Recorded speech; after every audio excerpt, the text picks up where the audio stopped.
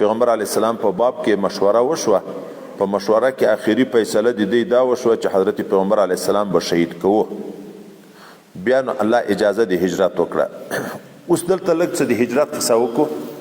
حضرت پیغمبر صلی الله علیه وسلم چې صحابه او ته خلکو تکلیفونه رسول په مکه معظمه کې د ده په اجازه باندې څه کسان حبشو ته تللي وو.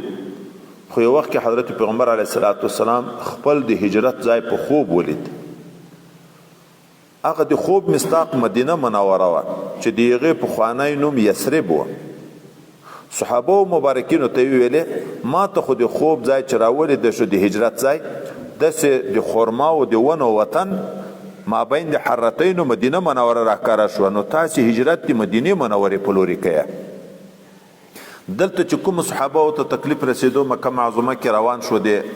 یو دوه غلي وته د مدینې منورې په لورې. هلته چې کوم خلک تللي وو په نورې دنیا طرف ته هغه هم چې کله په دې خبر شو چې حضرت پیغمبر علیه السلام د خپل هجرت ځای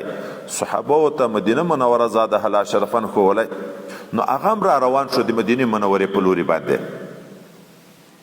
سیدنا ابوبکر صدیق رضی الله تعالی عنه راغی حضرت پیغمبر صلی الله علیه وسلم ته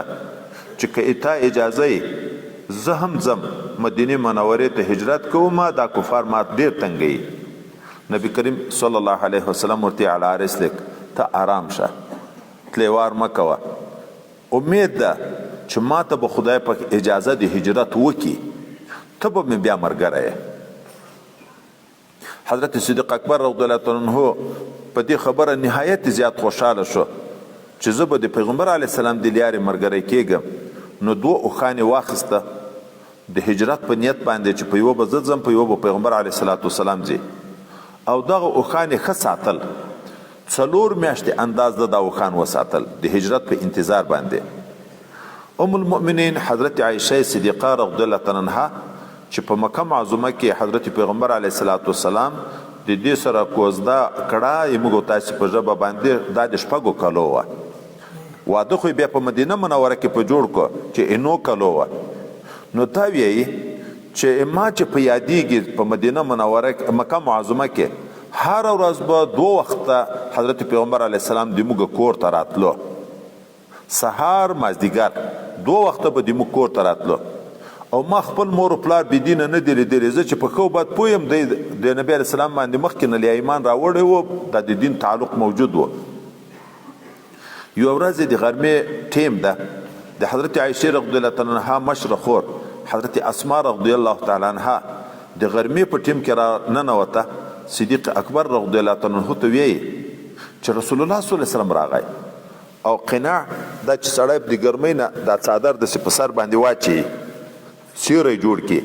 داسې سر باندې څادر اچولی راغی. حضرت سیدنا ابوبکر صدیق رضی الله تعالی عنه وویلې دا چې نور کله په دغه وخت نه راتلو نن په داسې وخت کې راغی یو څه پېښ دي. حضرت پیغمبر صلی الله علیه وسلم راغی د حضرت صدیق اکبر رضی الله عنه کور ته استئذان اجازه یې وغوښته. ګورئ دا آداب دي د موږ دپاره چې سړی د خپل قریب کور ته ورځي آواز به کوي. حتی خپل کور ته د نن هم دا خبره لږ وکړو چې دا نن سبا د عمل بیخي پاتې شوی ده چې سړی ننوځي کور ته باید داسې کیفیت جوړ کړي چې هغه د کور والا په دې پوه شي چې څوک راغله. نو پردي کور ته چې تانه جدای ولو که ورور دی وي هلته که ورځې نو استئذان مسنونه طریقه دا ده چې د دروازې نه د باندې به غږ وکړې په زوره به سلام واچي السلام علیکم. بیا به د الفاظ د اجازې وروسته وی د پښتو په اصطلاح باندې السلام علیکم اجازه ده. که کور د طرف نه آواز درته ونه شو چې یا و یا نه بیا دوواري دغسې وکړه سلام واچوه اجازه ده. که جواب در نه کړی شو بیا هم دریواري بیا ووایه. که جواب در نه کړی شو نور به تنګول نه کوې ځې به ذاتي. مسنون طریقه دا ده چې نور به ځې. او که داسې و چې د کور د طرف نه درته عذر وویلی شو چې پلانکی په کور کې نشته یا اوس موږ مصروف یو مه راځه بیا به هم بې خفګانه بیرته ګرځې. دا استئذان خو وي د دغه دپاره کله هغه د کور چښتن په تکلیف وي معذور وي مصروف وي آرام کوي یا په کور کې سړی نه یې نو کنکای یا ښځه ورته ووایي چې کور کې څوک نشته اوس لاړ شه نو دی به ځي بې د دې نه چې ګیله او خفګان کوي لکه خلک اول اجازه نه غواړي بیا که وغواړي چې اجازه ورنه کړي وایي څه کور خو مې نه خوړ نه بیرته به ګرځې خو که درته اجازه وشوه چې راځه بیا نو چې دروازه خلاصه کړي چې ورځې نو اول به بیا سلام اچوي هغه اول سلام د استیزان و دغه سلام د تحیې ده دومه طریقه د استیزان لکه موږ تاسو په اصطلاح باندې یا بعضې به خلکو بټن لګولی چې هلته ایننې په کور کې ګنټۍ وي نو ګنټۍ دې وویله اواز هلته لاړ کور ته نور به ګوته نه په کلکه جواب درکړی شو ښه کنی بیا کنی بیا یا دا ټکولو چې دروازه به وټکئ هدف دا دی چې دروازې ته به مخامخ هم نه درېږي او اول به داسې نه کوي چې د وره تر چولو ور وګورې چې ودرېږه کور کې څوک شته که نشته وروسته بیا غږ کوي نه د دروازې په یوه لورې به درېږي او دروازه به وټکوي په ټکولو کې به هم ډېره تیزي نه کوي په زوره به یې نه ټکوي اوس نو چې د کور د طرف نه اجازه درته وشوه بیا به پس هغه نه ننوځې حضرت پیغمبر صلی الله علیه وسلم ناسته په لاس مبارک کې داسې اوږد د غیشې په شکل دا د ښکاڼر ستن نه دي د ژۍ په شکل داسې یو هغه ورسره ده د خپلو څڼو مبارکو کې داسې وایي چې هلته صحابي مبارک راغی دا دیوال د تیږو جوړ ده په منځ کې سروي کنکي کنکي لري په دغه کې غلی راوکته بېادبي خو نه و مطلب ګورې د صحابو کې بېادبي خو نه و مطلب خو ده دا کول چې ودرې که نبي کریم صلی الله علیه وسلم ویښي نو بیا به زه دروازه وټکوم غږ به وکم که داسې نه چې دی یا ویده یا مصروف ده چې دا سروي نه ور وکته پیغمبر علیه السلام ولید نو پیغمبر علیه السلام ورته ویل که زه خبر وای چې ته د وره د دروازو د چولې نه یا د کړکۍ د دغه دیواله نه راګورې په دغه مې په دا سترګو ویلی وي دا استاذان اجازه غوښتل خو وي د دغه دپاره چې ونه وینې د کور شی ونه وینې په انسان د نظر ونه لګېږي عورت صرف دا نه ده وایي چې ښځه ده خپله سړی کله لوڅ وي چې په هغه د نظر ونه لګېږي یا داسې شی په کور کې د ده سره موجود ده چې دا نه غواړي چې خلک په خبر شي دا شی وویني روپیو باندې په حساب لګیا ده بل شی دلته ایښي دي په دغه زړه نه کېږي چې خلک دې په خبر شي نو چې تا ور وکړه هغه شی دې ولې د بیا نو فایده د استیزان شی ده نو حضرت ابوبکر صدیق رضی الله عنه کور ته چې د نبی علیه السلام د خسر کور ده ګورې د خسر کور ده دروازه اټکۍ اجازه غواړي سیدنا ابوبکر صدیق رضی الله عنه چې اجازه ورته وکړه چې پیغمبر علیه السلام ورننوت نو ورته وویلې کور کې چې څوک دي دا وباسه پټه خبر ده ده ورته ویل یا رسول الله صلی الله علیه وسلم د تا اهل ده پردي څوک نشته نو پیغمبر علیه السلام ورته ویل چې ما ته اجازه د هجرت وشوه چې موږ به ځو ده وایي بیا دلته ورته ویلې الصحبه زه به در سره ملګری یم که نه چې پیغمبر علیه السلام ورته ویلې چې او وایي صدیق اکبر ته دومره خوشحالۍ پیدا شوه چې ټوله دنیا دې ورکړې وای دی به دومره نه و خوشحاله شوی لکه په دې باندې چې د رسول الله صلی الله علیه وسلم د سفر ملګری شو ده دستي ورته ویلې ما دوه اوښان ساتلي ده 4 میاشتې یو یې د تا یو د ما پیغمبر علیه السلام ورته ویلې نه مفت نه غواړم بالقیمه چې په څو دې اخیستی په هغه باندې به یې راکوې صدیق اکبر بیا ورته وی چې یا رسول الله صلی الله علیه وسلم زه دغسې په خوشحال طبیعت باندې در کوم حضرت پیغمبر علیه السلام ورته زه دا نه غواړم چې په پردي مال هجرت وکم پرون موږ تاسو ویلي وو چې جهاد چې په نفس او په مال وي نو ثواب ډېر لوی ده دا چې سړی هجرت په خپل اوښ باندې وکړي دا روپۍ ولګېدې د خدای په لار کې چې دا اوښې په څو واخیست د ده خو ځان ته ثوابونه دي نو ځکه زه غواړم چې په خپل اوښ باندې هجرت وکم نو پیغمبر علیه السلام چې دا ورته کلک شو بیا نو صدیق اکبر ورته ویل سید په دومره روپۍ مې اخیستی ده وایي بس په هغه قیمت ما بیا د مدینې منورې سفرونه خو پیغمبر علیه السلام کله نه و کړي نو دا خلکو کې هغه څوک چې دا لیارو کې بلد وي یو رهبلد یې راوغوښت اگر که مشرک و خو و امین راز یې نه تیته او یغو خو کار د کرایې سره وي د اجرت سره وي نو هغه ته وویلې چې موږ به ته رسیې تر مدینې منورې پورې دومره به د تا اجرت وي خو دغه اوښان به اوس در سره بیایې 3 ورځې بعد به یې غار ثور ته راولې 3 ورځې بعد به غار ثور ته راولې، دا به اوس در سره بوځي، هلته به په کور کې ساتي، بیا به هلته راځي، د یغ ځای نه به موږ روانېږو. حضرت پیغمبر علیه السلام صدیق اکبر اوښان ده ته ورکړه. نو حضرت پیغمبر علیه السلام او حضرت صدیق اکبر هغه د کور نه لماخستن راووته، چې پرون مو لږ څه قصه کړې وه چې صدیق حضرت علي په خپل ځای باندې پرېښی. دوی چې د کور نه راووته روان شو د دغه جبل سور په طرف باندې. هلته خو مشرکینو ده محاصره کړی، خو الله تعالی یې د خلاصېدون تدبیر جوړ کړی، ووته. چې روان شو د غار ثور په طرف باندې، نو حضرت سیدنا ابوبکر صدیق رضی الله تعالی عنه شپه ده، کله د پیغمبر علیه السلام نه مخته مخته ځي، کله بیا شاته پاتې شي د شا نه پسې راځي، کله ښي لوري ته، کله چپ لوري ته. رنګ ورخطا، ډېر په غم کې پریشانۍ کې ده. حضرت پیغمبر صلی الله علیه وسلم ورته چې ولې ورخطا یې؟ دی ورته یا رسول الله صلی الله علیه وسلم زه کله دا سوچ را سره پیدا شي چې اوس روان یو داسې نه چې مخکې دی کمین نیولی، نو زه ځان ورمخته کړم چې ما ولي خو چې ته بد شي.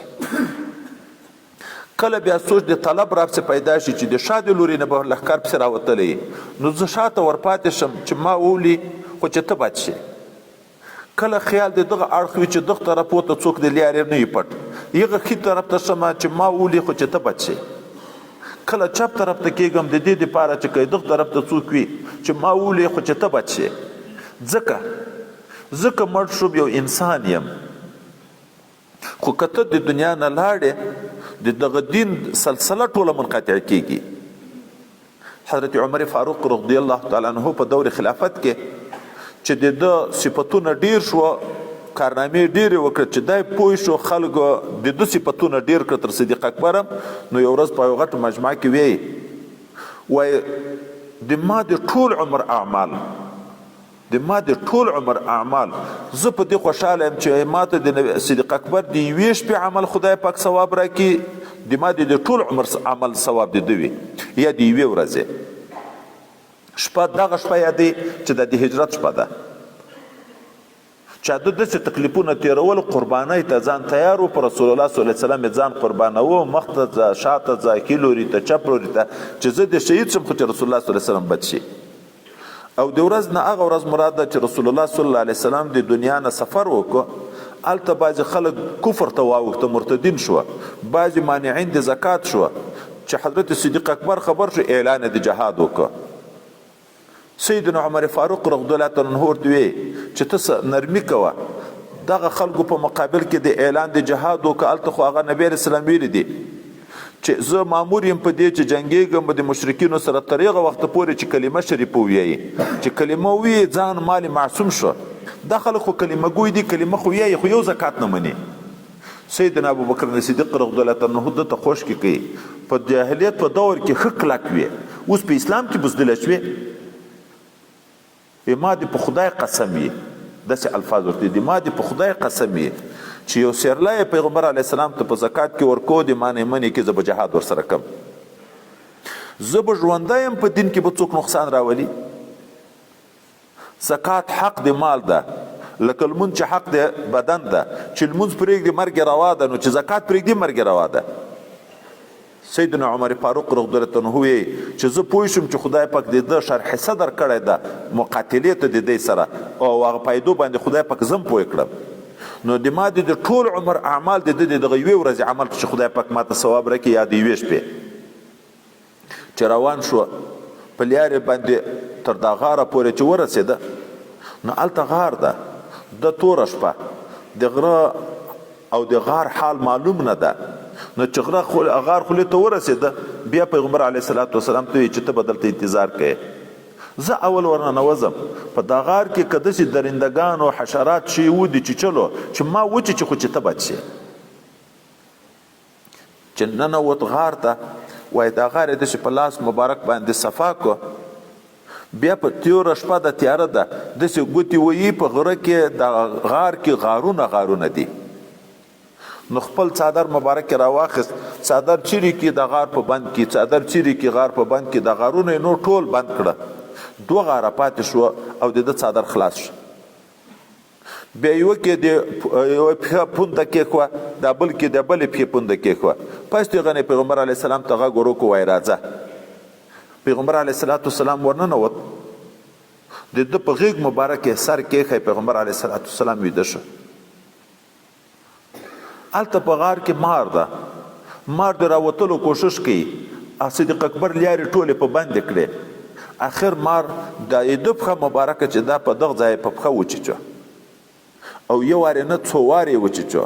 خو حضرت صدیق اکبر ځان نه ښوروي چې رسول الله مې په غېږ کې ویده ده، داسې نه چې بې خوبه شي. خو دردونه ډیر شو چې د سترګو مبارکو نه اوښکې د درد نه راغلې، په حضور پاک صلی الله علیه وسلم اوښکې توی شوې. حضرت پیغمبر علیه السلام راویښ شو، ورته یې څه دي یا صدیق؟ نو دی ورته یا رسول الله صلی الله علیه وسلم ما خو داسې هغه کړي وو چې دا غارونه مې بند وو، دغه کې مې دا پښه ایښې وه، مار وچیچلم. پیغمبر علیه السلام وایي خپلې لاړې مبارکې په تو کړې، بیا یې د مار درد دا ورک شو. خو پیغمبر علیه السلام په دا شپه کې نور پوښتنه نه ده تر کړې چې کله سهار شو رڼا شوه چې دی لوڅ ده، کالي نشته. دا ولې؟ وایي دا خو صاحب چې دغه غارونه ما په دغه خپل څادره باندې بندول، بیغو کې مې دا څادر ټول وشکو، نور شی را پاتې نه شو. نو بیا حضرت پیغمبر علیه السلام خدای ته دعا کوي. دا خدمت ډېر لوی شی ده، ادب او عشق ډېر لوی شی ده. د الله رضا په پیدا کېږي، د رسول الله رضا په پیدا کېږي.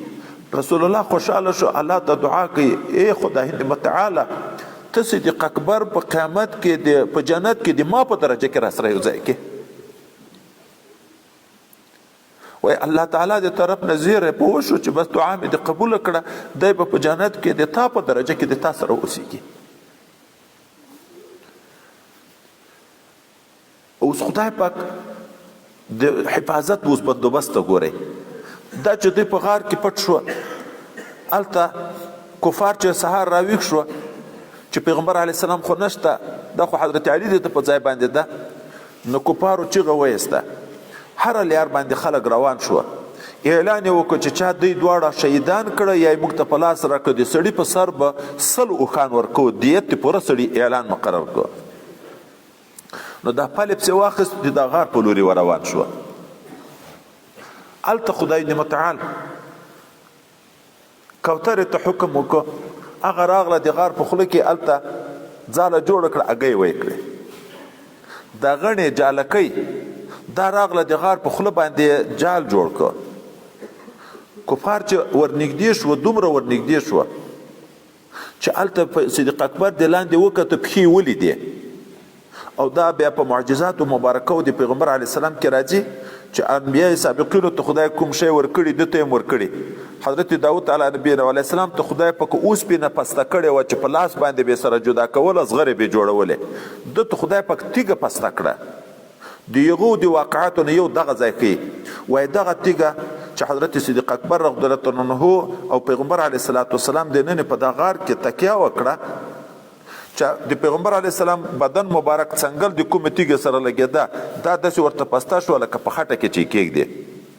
خو دغه طرف نه خطر و چې کفار هغه چې دا تیږه نبي علیه السلام داسې راوینې وه مخ ته لکه د پولیسو خولۍ، داسې راغله راټیټه شوه. دا تیږه خدای نرمه کړه، دا هم راغله داسې راټیټه شوه. نو ځکه مخامخ نه لیده چې صدیق اکبر رضی الله عنه لا سترګې مبارکې ورټیټې کړې، د دوی کفارو پښې ولیدې چې راغله. نو نهایت زیات ورخطا شو. بیا پیغمبر علیه السلام تسلی ورکوي چې مه خفه کېږه، الله تعالی د ما او د تا سره ده، ان الله معنا. دلته مفسرین لیکي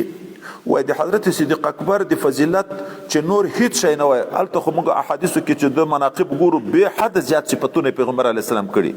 وایي چې نور هیڅ نه وایي. دغه آیات د شرافت څومره بس ده چې کوم قسم معیت الهی نبی علیہ السلام ځان ته ثابت کو، هغه صدیق اکبر ته ثابت کو. ان الله معنا د ما او د تا سره هغه معیت چې هغه وای بلا کیف معیت ته، دواړو ته یو قسم ثابت شو. او د دې صاحب ویلې الله تعالی هم د دغه حکایت کړی چې اذ یقول لصاحبه. نو د حضرت سیدنا ابوبکر صدیق رضی الله تعالی عنه صحابیت په قرآن عظیم شان ثابت ده. لہذا که څوک د صحابیت نه انکار کوي کافر ده. نو مه خفه کېږه، الله تعالی دې موږ سره ده. وایي دلته چې دا کفار رامخته شوه چې په د غار کې نه یي، غار کې په خوله کې ولیده چې هلته غڼې جال دا دام نه ده ړنګ شوی، هلته کوتره ناسته ده په هګیو باندې. نو دوی ویلې د دنیا د تجربې موافق که دلته پیغمبر علیه السلام او صدیق اکبر ننوتلي وه، یو خو دا د غار خوله ړنګېده، دا د جالکۍ دوم کوتره بیا هلته چې کول هغه خو الوته. 3 شپې حضرت پیغمبر صلی الله علیه وسلم او صدیق اکبر دلته تیرې کړې، او د ورځې به صدیق اکبر چوکیداري کړه. د شپې به د حضرت صدیق اکبر رضی الله عنه زوی په اوښه راغی غار ته، د دې د کفارو حالات به ورته راوړه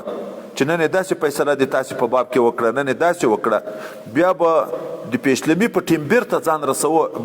ښار ته، کلي ته، چې څوک داسې ونه وي چې دا صدیق اکبر زوی دغه 8-9 بجو کې د غره د لوري نه را روان ده، بیا خو به پوه شي چې هغه دلته دی. او شپون د صدیق اکبر رضی الله عنه به رمه وروسته، د شپې به هلته هغه میږې ولوشلې، په هغه شودو به یې ګزاره کړه. خو چې روانېده حضرت پیغمبر علیه الصلاة والسلام دپاره صدیق اکبر په کور کې پسه حلال شو، پوخ شو، او هغه یو شي کې ورته بند کو چې جید په لیارې باندې. نو هغه توشادان چې هغه دی پکې بند کو، د هغه د خولې د تړلو شی نه و. حضرت اسما رضی الله عنها د نبي علیه السلام خوښینې مبارکې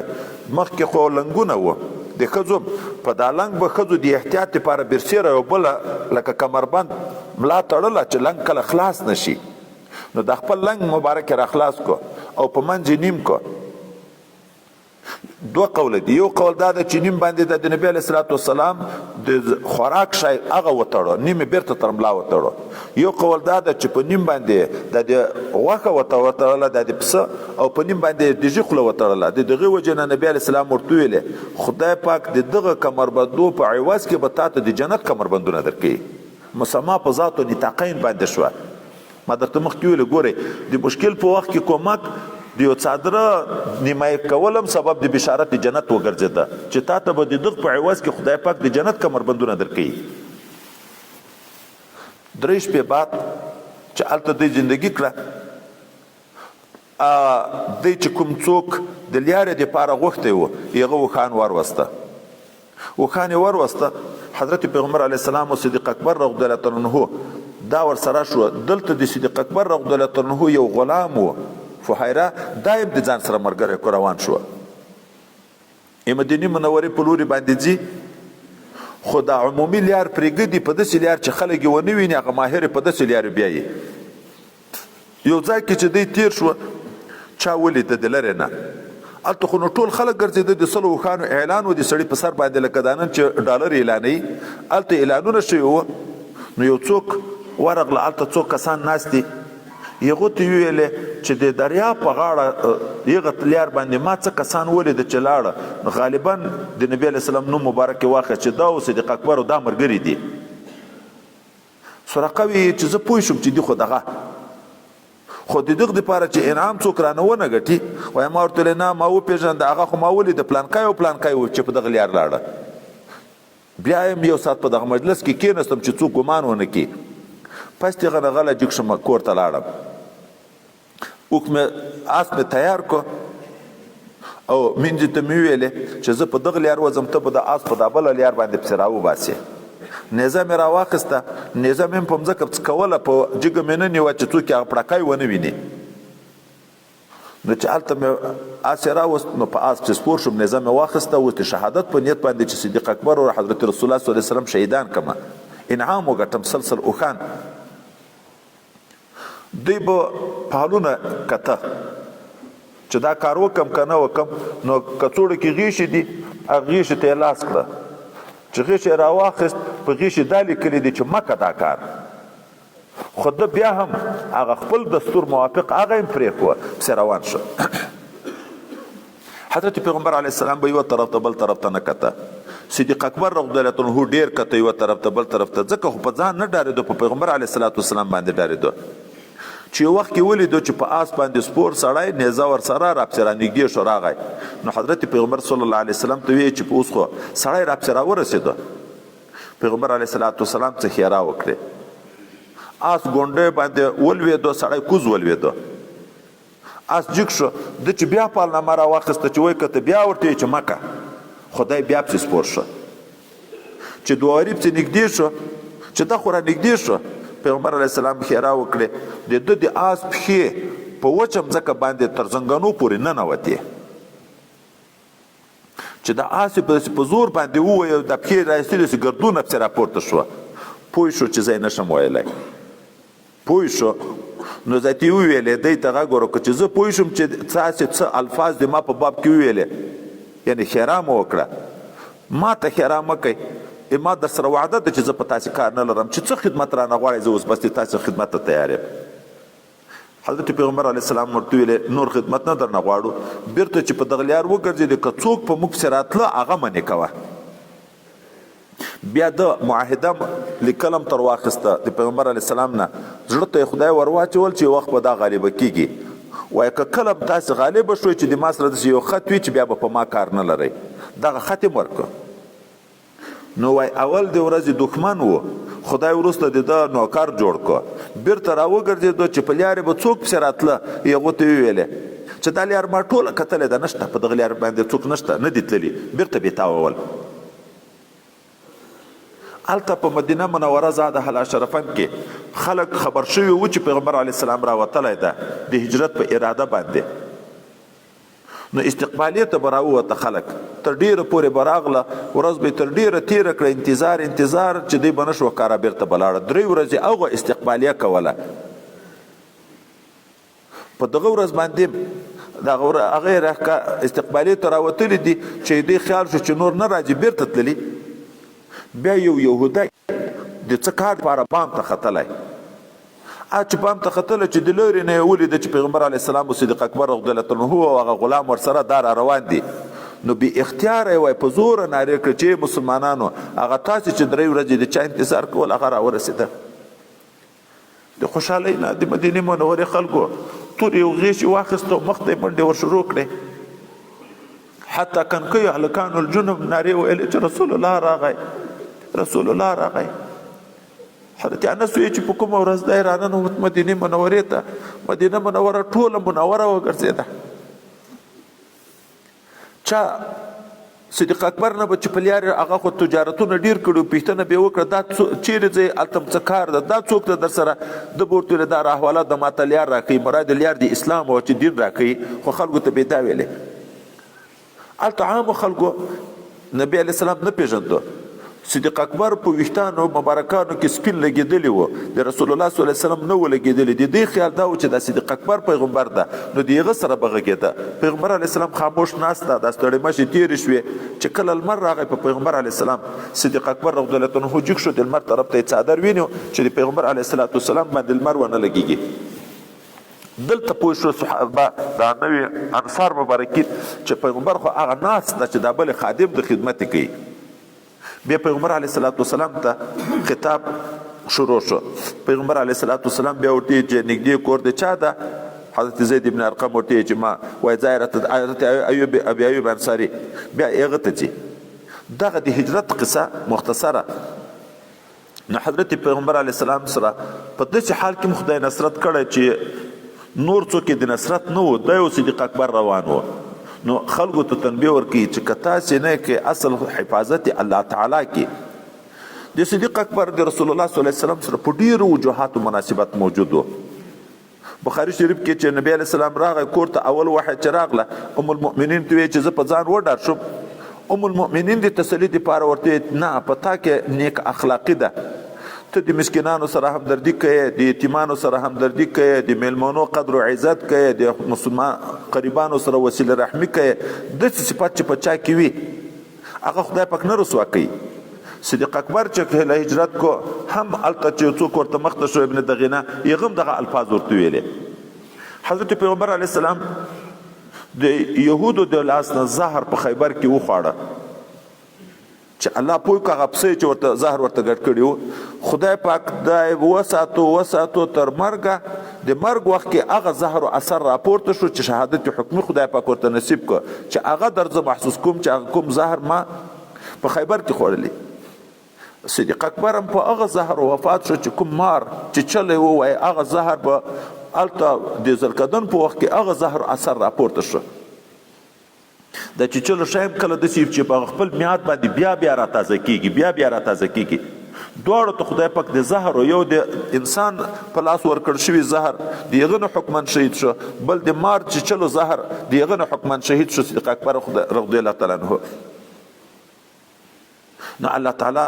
خلکو ته وایي چې که تاسې کومک ونه کوئ داسې نه ده چې دی تاسې ته محتاج ده، حفاظت الله کوي، خدا سعادت ځان وبولئ چې د رسول الله خدمت وکړئ. ما درته بله ورځ هم ویلې موږ دغه ځای کمزوري ده چې موږ احتیاج د دین یو وارې پوښتنه کوو چې مدرسه محتاج ده که نه، ملا محتاج ده که نه، مجاهد محتاج ده که نه، صوفي و شیخ محتاج ده که نه. که محتاج بیا ځان په غټ ورو کومک ورسره کوو، ځان محتاج نه بولو چې خو زه ثواب ته محتاج یم، مدرسه دې ماته نه محتاجه، عالم دې ماته نه محتاج، مجاهد دې ماته نه محتاج. حضرت عبدالله ابن عمر رضی الله عنه ته څوک راغله اجازه تر غواړي جهاد ته، شاګرد ده د اجازه ورته وکړه، بیا حضرت عبدالله ابن عمر رضی الله عنه روپۍ ورکوي، هغه مجاهد طالب ورته وایي چې ما سره خپله خرچه شته. حضرت عبدالله ابن عمر رضی الله عنه ورته ته دې نه یې محتاج، خو زه دا غواړم چې د ما روپۍ په جهاد کې ولګېږي، خو زه محتاج یم ثواب ته، دا ته دې په بل څه کې ولګوه، هغه روپۍ دې کور ته پرېږده، د کور خرچه په وکړه، خو دا جهاد په سفر کې چې زه در سره شریک شم. نو الله تعالی وی چې که تاسې نصرت ونه کوئ الا تنصروه، که تاسې نصرت ونه کوئ د حضرت پیغمبر علیه السلام سره، نو الله یې نصرت کوي. ولې؟ فقد نصره الله، الله د ده سره نصرت کړی. اذ هغه وخت کې اخرجه الذین کفروا چې راویست دی د کور نه هغه خلکو چې کافرانو، ثانی اثنین چې دی دوم د دوو انسانانو و، اذ هما کله چې دی دواړه په الغار په غار کې و، اذ یقول لصاحبه هغه وخت کې چې دوی ویل خپل ملګري ته لا تحزن مه خفه کېږه ان الله معنا، الله تعالی دې موږ سره ده. چې کله رسول الله د دنیا نه لاړ او په ثقیفه د بني ساعده وکې انصارو مبارکینو د خپل امیر د انتخاب مشوره کړه. حضرت عمر فاروق چې خبر شو څه مهاجرین ورغله چې داسې نه چې جنجال جوړ شي، دوه امیران مقرر شي، اخر ځای دغه وی چې حضرت عمر فاروق انصار مبارکینو ته وی دا مقام د چا ده؟ لکه د صدیق اکبر. د دغه یو آیات نه ثانی اثنین اذ هما دواړه په یوه ضمیر کې جمع، اذ قال لصاحبه لا تحزن ان الله معنا، دا مقام د چا ده؟ ځکه د صدیق اکبر ته چې د بیعت وکړه بیا دا نورم بیعت وکړه. فانزل الله سکینته، الله نازل کړه سکینه خپله علیه په حضرت پیغمبر صلی الله علیه وسلم باندې، و ایده بجنود د ده تایید وکړه په داسې ډله د فوجونو باندې لم تروها، غیبي ملایکې د حفاظت لپاره راغلې. او کلمه د کافرانو خدای هغه د دوی تدبیر د دوی مشوره خدای لاندې کړه، او کلمه د الله چې ترقي د دین د خدای پورته کړه، او خدای په غالب او حکیم ذات. انفروا خفافا وثقالا، وځئ تاسې جهاد ته په داسې حال کې چې سپک یې او په داسې حال کې چې درانده یې. د دې څه معنا ده چې جهاد حکم درته وشو، سپک یا معنا ځواني یا صحت یا غنا، چې ځوان یې هم وظیفه، چې جوړ یې هم وظیفه، چې موړ یې اسباب د وتلو لري هم وظیفه. او ثقالا درانده دا معنا څه مریض یې، یو خو مستثنیات را روان دي، ړوندو ګوډو هغه خو را روان دي، خو کله لږ سړی مریض وي تب او زکام وي خو د جهاد کار کړی شي، که مریض یم وظیفه، که سپینګری مشر سړی یم وظیفه، او که مسکین یم وظیفه. په دغه وخت کې جهاد په بدن دروند وي، نو ځکه یې په ثقالن سره تعبیر وکړه. یا د خوشحالی په خوشحال طبیعت منشأ والمکره، جوړ زړه دم غواړي چې جهاد ته لاړ شم هم وظیفه، که د تا په طبیعت بوج وي هم وظیفه، چې حکم د رسول الله درته وشو، او دلته خو نپیر عام و ټولو خلکو ته حکم شوی و. وجاهدوا باموالکم، جهاد کوئ په مالو خپلو باندې، د دین د ترقي دپاره مال لګوئ. دا فی سبیل الله ځایونه چې راځي وایي دا تخصیص د صرف تر مجاهدینو پورې نه ورکوي، ځکه چې جماعت ته صحابي روان ده د جمعې لمانځه ته تابعي، بل صحابي پوښتنه تر کوي چیرې ځې؟ وایي د جمعې لمانځه ته ځم. دی زیره ورکوي ما د نبي علیه السلام نه اورېدلي چې د چا پښې سپېرې شوې فی سبیل الله روان جومات ته جمع لمانځه ته ده نو هغه قدمونه په اور د جهنم باندې حرام دي. او د طالب په باب کې راغلی دی من خرج فی طلب العلم فهو فی سبیل الله حتی یرجع الی اهله څوک چې د علم د حصول دپاره د کور نه ووت دغه فی سبیل الله ده چې تر څو پورې بیرته کور ته راځي. د حاجي په باب کې راغلی دی چې دغه فی سبیل الله ده چې تر څو پورې بیرته کور ته راځي. اوس نو مطلب د دغه مفسرینو په دغه تعمیم کې دا ده چې دا خدای پاک چې موږ تاسو ته بار بار حکم د صدقې د فی سبیل الله کوي نو کله به داسې یو څوک خیال کوي چې په علاقه کې به د جهاد کار نه وي چې موږ ته خو خدای پاک ویلي دي چې مالونه فی سبیل الله لګوئ فی سبیل الله خو مجاهدینو ته وي نو مجاهدین نشته نو چاته یې ورکو وایي نه خو که مجاهدین نه وي د جهاد مرحله نه وي د جهاد نه خو طالب ته یې ورکه صوفي چې علم باطن حاصلوي دغه ته یې ورکه حاجي چې د حج په سفر ځي دغه ته یې ورکه هر څوک چې د حلال رزق د ګټلو په نیت ووتم فی سبیل الله لیا ورته ویل کېږي چې د دین په کار چې څوک لګیا د هغه ټولو ته فی سبیل الله ویل کېږي خو دې سره کومک وکړه وجاهدوا باموالکم وانفسکم فی سبیل الله ذالکم دغه وتل جهاد ته په هر حال کې او جهاد په ځان او په مال کول خیر دا خیر د لکم د تاسو لپاره ان کنتم تعلمون کوي چې تاسو علم لرئ ولې د آخرت ګټه ده روپۍ چې مجاهد په ځان لګي کوي په مرګري لګي په لیاد د سفر کې د جهاد یو په ولا کوي خدای عوض ورکي طالب چې طالبي په ژوندۍ کې روپۍ په ځان لګي کوي په مرګري لګي یو په ولا کوي عوض خدای پاک ورکي. نن دغه ځای ته ما اول وخت کې څه ترغیب بیان کړو د روزې که علما راغلي دي ځان یې طالب جوړ کړی ده د قرآن طالب ده د طالب په نعمت باندې راغلی ده دا زندگی د موږ تاسو خدای دې قبول کړي فی سبیل الله زندگی ده او د روژې په میاشت کې چې څوک یوه ورځ فی سبیل الله تېره کړي د دو د جهنم په منځ کې 3 کندې جوړیږي هره کنده دومره غټوالی لري لکه د مځکې نه تر اسمانه یعنې د جهنم نه دومره لري خدای پاک 1500 کاله مخکې مسافه چې وي د اسمانه تر مځکې 1500 کاله مسافه ده دومره خدای پاک د جهنم نه لري کوي. او ذکر لمونځ یو په یو کم 50 کروڑه بدلیږي. دا چې حضرت پیغمبر علیه السلام حکم وکړو عام مسلمانان تیار شو تقریبا تر 10,000 نه زیات شو مجاهدین چې روانې ده او منافقین بې عذره پاتې شوه بې عذره ظاهره عذرونه را روان دي چې بیا چې نبی علیه السلام بیرته راغی هم عذرونه یې ورته ویلې اول هم چې پاتې کېده بعضې په دروغو عذرونه ورته ویلې چا به داسې عذر ورته ویلې چې کور مې ګوښی ده په کور کې څوک نشته موږ ډارېږو چې داسې نه چې څوک بې عزتي وکړي کور ته بدناموسي راواړي ښځو ته هم څوک راشي مال ته هم څوک راشي چا به د مرضو شکایت ورته کوو چې زه مریض ډېر یم په عذاب داسې څه عذرونه خو وو خو ناحقه عذرونه و دا عذرونه خدای ته نه دي قبول. نو الله تعالی د دغه خلکو چې بې عذره پاتې شو شکایت الله کوي او یې که داسې وای چې دی په غنیمت خبر وای چې غنیمت په لاس راځي که داسې وای چې مسافه لنډه وای نو بیا به ټول در سره وته خو یوه طرف ته مسافه ډیره لرې ده ځکه این تر تبوکه پورې لاړه بل طرف ته د غنیمت توقع نه لري بلکې په دې ډاریږي چې دا نبي علیه السلام به صحابه به یو هم ژوندی بیرته روانه ګرځي ځکه اوازه خو داسې وه چې رومیانو 2 لکه فوج رایستلی ده نو خدای پکې لو کان عرضا قریبا که څه مال نږدې وای اسانه وای غنیمت کولې و سفرا قاصدا او سفر درمیانه وای لتبعوک خامخا به دوی د تا متابعت کړی و خو ولکن بعدت علیهم الشقه لکن اوږده شوه په دی باندې مسافه نو ځکه پاتې شوه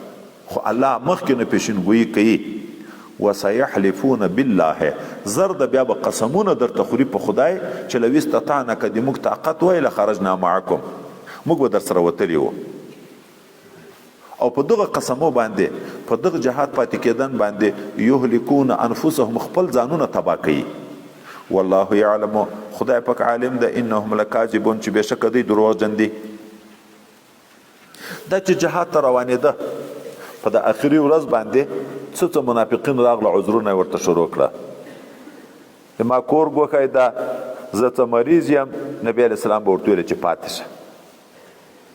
الله تعالی اوس پیغمبر علیه السلام ته عتاب بیانوي ولې دې اجازه ورته کړه چې دې حال درته معلومه چې دا رښتیا د عذر د وجې نه پاتې شو او که نه منافقین دي که رښتیا د نن عذر ورته پیدا وای دا چنده دا ترغیب د جهاد خو څو شپې شروع و بیا خو به دې بندوبست کوو خو تر اوسه بیخي بندوبست نه ده کړی خو کله خو سړی داسې وي چې زه تیار وم خو اوس کور کې مشکل پیدا شو دا بهانه یې داسې بازي کولې وای که داسې وای چې دی رښتیا تلی خو مخکې نه تیاری خو بې کړی و خو دلته رب کریم حضرت پیغمبر علیه السلام ته عتاب چې بیانوي اول د عفو الفاظ ورته ذکر کوي عفا الله عنک ولې دا مخکې ورته ویلې وای رسول الله د خدای پاک نه دومره ډارېدو چې که اوله نه عتاب کړی وای چې لما اذنت لهم وای کېدی شي چې د ډار د خدای زړه چاودلی وای خو اول الله بشارت د عفو ورکو عفا الله عنک چې زړه مطمئن شي وروسته بیا ورته لما اذنت لهم او یا دغه تنبیه د دې ته چې د رسول الله صلی الله علیه وسلم تقصیر نه ده خو ای مرګری چې د مرګري سره ډیر شفقت لري نو هغه چې د په باب کې څه ستړي تیرې کړي د خبرې چې د ما دپاره دومره خوارۍ وکړي نو دی چې خبر ورته شروع کوي اول دعا ورته وکړي خدای پاک د جنتي که څه دې کول چې دومره تکلیف دې کوه ګورې اول دا دعا ورته وکړي الله دې معاف که خدای دې مغفرت درته وکړي دا خو د هغه باندې بدګماني نه ده چې ته ګناهګار یې دا د مغفرت غوښتنه دا خو هر مسلمان ته یو تحفه ده چې خدای پاک د چا مغفرت وکړي تر دغه نه خو غټه خبر نشته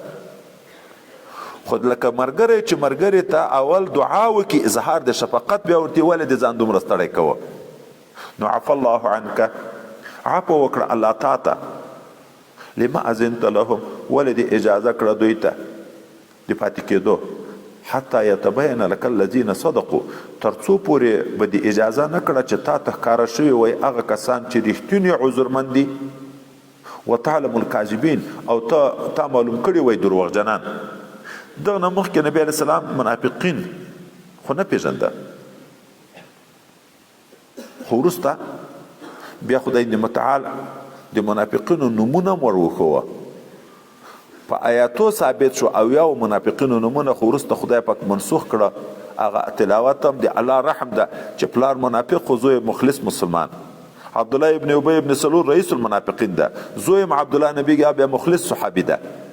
اوس که په قرآن کې دغه منافق نومونه ذکر کېدی زوی په خفه کېدو که به نه خفه کېدو الله ځکه بیرته هغه د دوی نومونه چې په آیاتو کې نازل شوي وو هغه یې منسوخ کړه خو رسول الله یې پوه کړو په داسې طریقه باندې چې منافق به بیا عذر ورته ویلی د خبرو نه به درته معلوم شي چې دا منافق ده لا يستأذنك الذين يؤمنون بالله واليوم الآخر أن يجاهدوا بأموالهم وأنفسهم والله عليم بالمتقين الله مخلص و غیر مخلص ور پیژني اوس نبی علیه السلام ته لا یستأذنک ایتانه اجازه نه غواړي الذين اغه خلق یؤمنون بالله واليوم الاخر چې ایمان لري په الله او په ورځ د آخرت دي چې اجازه نه درنه غواړي د دې ان یجاهدوا باموالهم چې د جهاد وکي په مالو خپل او انفسهم په ځانو خپل ګوري دلته ډیره په سخته مبالغه ده د مخلص مسلمان د صفت د جهاد د کولو اجازه د خپل مال لګولو اجازه نه درنه غواړي پاتې کېدن خو بيخي اجازه نه غواړي اپ دغه پیږي چې ته په دغه عمل د جهاد په دغه چنده صدقات ته خوشاله کېږي نو پکړن کې مشورې ته او پارسبانوي نیکی و پرسش کې نیکی پښتنه کې چې تا مجبوریت شته او کنه شته د خدای دین وینه جماعت شروع د مدرسه شروع ده عوض به تا ته اعلی درکې کې عوض به محتمم درکې الله خو په خبر ده ته په هغه باندې الته تو وینه ځای د چندې ده جهاد روانيږي ځای د چندې ده مجاهدین وینه روانيږي اسباب ته ضرورت یو اړ بده تورځي دروازه به ورټکې بیا پاس څنګه کده شي وکی نو وای نیک مسلمان مخلص اپ د جهاد تلل کوم د تانه مشوره نه غواړي نو په پاتې کېدن کې خو په طریقه اولا نه غواړي والله علیم بالمتقین خدای پاک عالم د په متقین باندې نو اجازه څوک غواړي دا ذاتي علامه ده انما یستأذنک الذین لا یؤمنون د تا نه د پاتې کېدن اجازه غواړي هغه خلک چې ایمان نه لري بالله په الله تعالی والیوم الاخر په ورځ د آخرت وارتابت قلوبهم او شکمن شوي دي زړونه د دی فهم فی ریبهم یترددون دی په دغه خپل شکو کې دا متردد وي پاتې به وي سرګردان او متحیر به وي چې دا چیرې را ژوندي را پاتې کېدی شي او دومره لوی پوځ دا دومره لرې مسافات دا ګرمۍ دي دا کله پاتې کېدی شي الله تعالی وی ولو ارادوا الخروج که دغه خلکو اراده د تللو درلود جهاد ته لاعدوا له عدة نو خامخا به دوی تیاری کړی وو د جهاد لپاره د تیاری کولو خو تر اوسه پورې دا دومره شپې دی بیخي بندوبست نه ده کړی ولكن كره الله انبعاثهم لكن الله تعالی نخوا کوه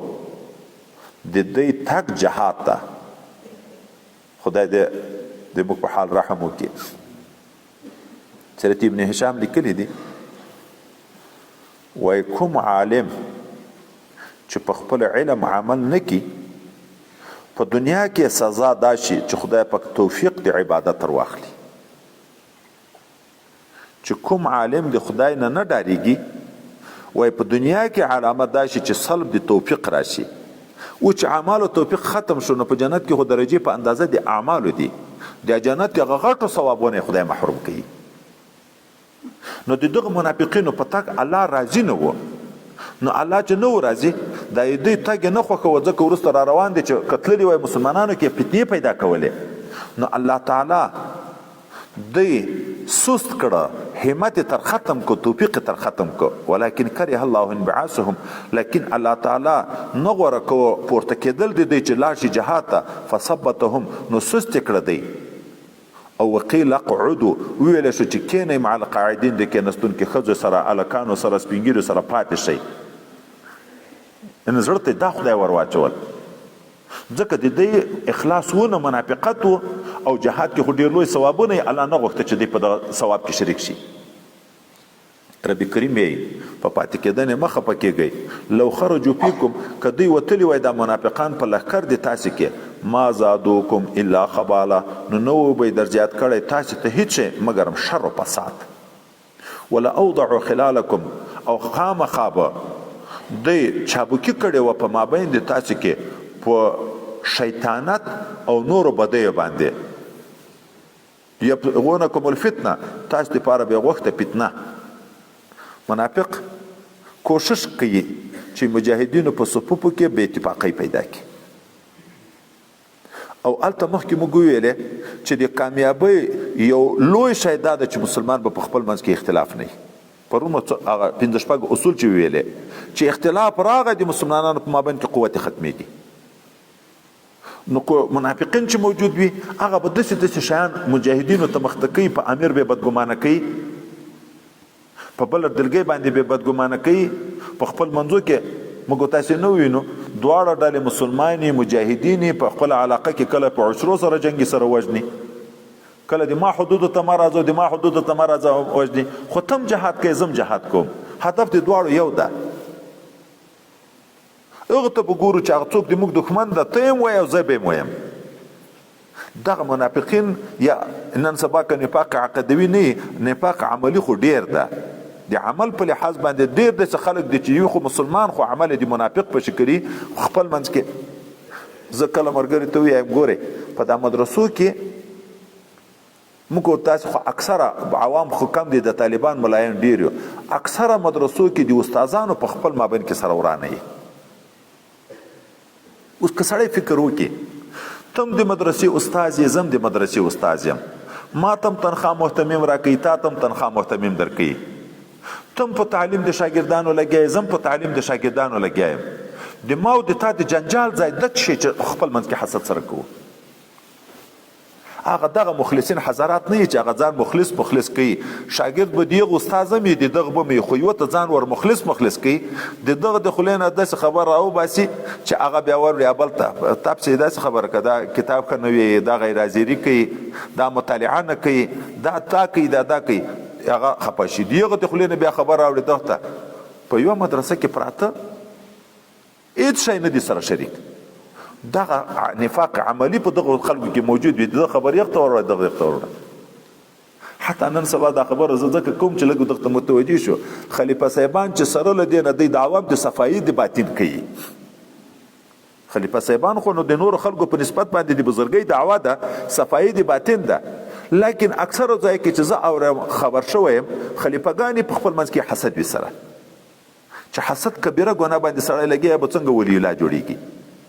دا د دغه مریدانو د خلینو په تاب چې دا ویل او په تاب چې دا ویل یو ته شیطانت کوي بلبل ته امیران سره جنجال پیران سره جنجال استادان سره جنجال دا نفاق عملی په ډیرو خلکو کې موجود ده نو خدای پاک وی کدی وتلی مو د تاسو سره دا کوشش به کوو چې په خپل منځ کې مسره وجنګي پیټې در کې پیدا کی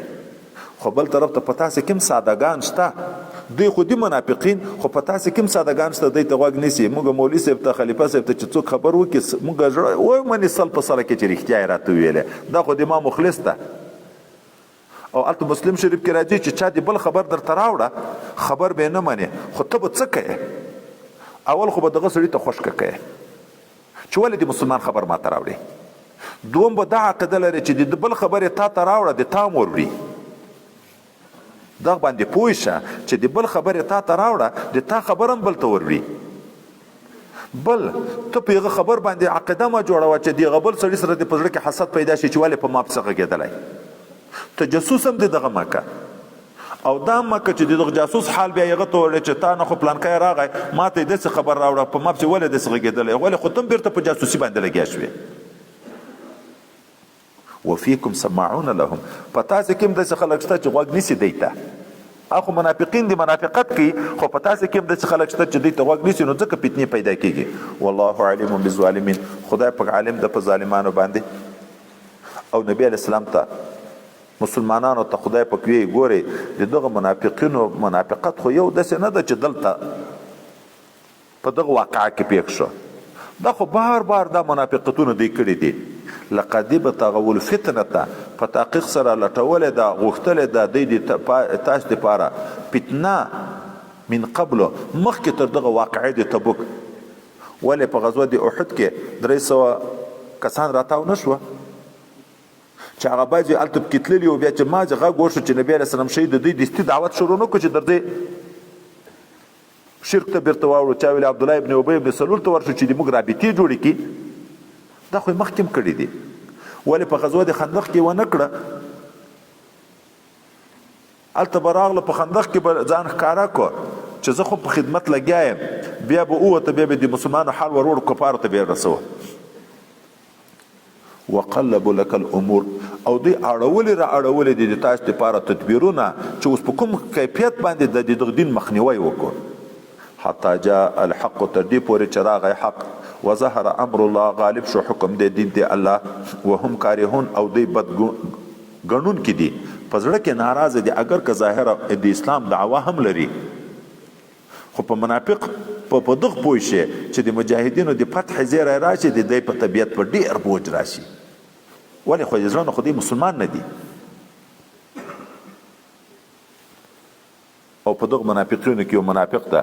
جد ابن قیس په نامه باندې چې نبی علیہ السلام حال خطولو ته چې ټول به وځي دای راغی بی ادب د عذر ویي ته د عذر ته وګوره نبی علیہ السلام ته راغی چې ما په دغه جهاد کې ما بیا په فتنه کې ما اچوا ځکه ټول خلک په دې پوی دي چې زه د خزو شوق ډیر لرم د خزو شهوت ماده په ما کې ډیر لرم الته کوم ګلار شو هغه روميانو سره رومي خځي ووینو نو دیغه نه زه بیا ځان نشم ساتلای زه بیا ځان نشم ساتلای پس نه لګیا کېږم ما مې بیایا نبی رسول الله ورته چې ماځه خدای پکې د اجازه غواړي چې په فتنه کې ما اچوا دي ګناه نه ظاهر عنوان خو دي ګناه ده چې په ګناه کې او واقع په دومره غټه فتنه کې شو چې کافر شو ځکه د زړه کې خو ایمان نه و د فتنې د ګناه نه ځان ساتي او د کفر نه ځان نه ساتي ومنهم من يقول اذن لي او ځینې د منافقینو نه هغه دي چې تا ته وایي چې ما ته اجازه وکړه چې زه پاتې شم ولا تفتني ما په فتنه کې ما اچوه ولې زه الته داسې نه چې پزنا لګیا شم رب کریم الا فی الفتنه سقطوا خبردار دی په گمراهی کې لیا دی په خوانه لویدلې دي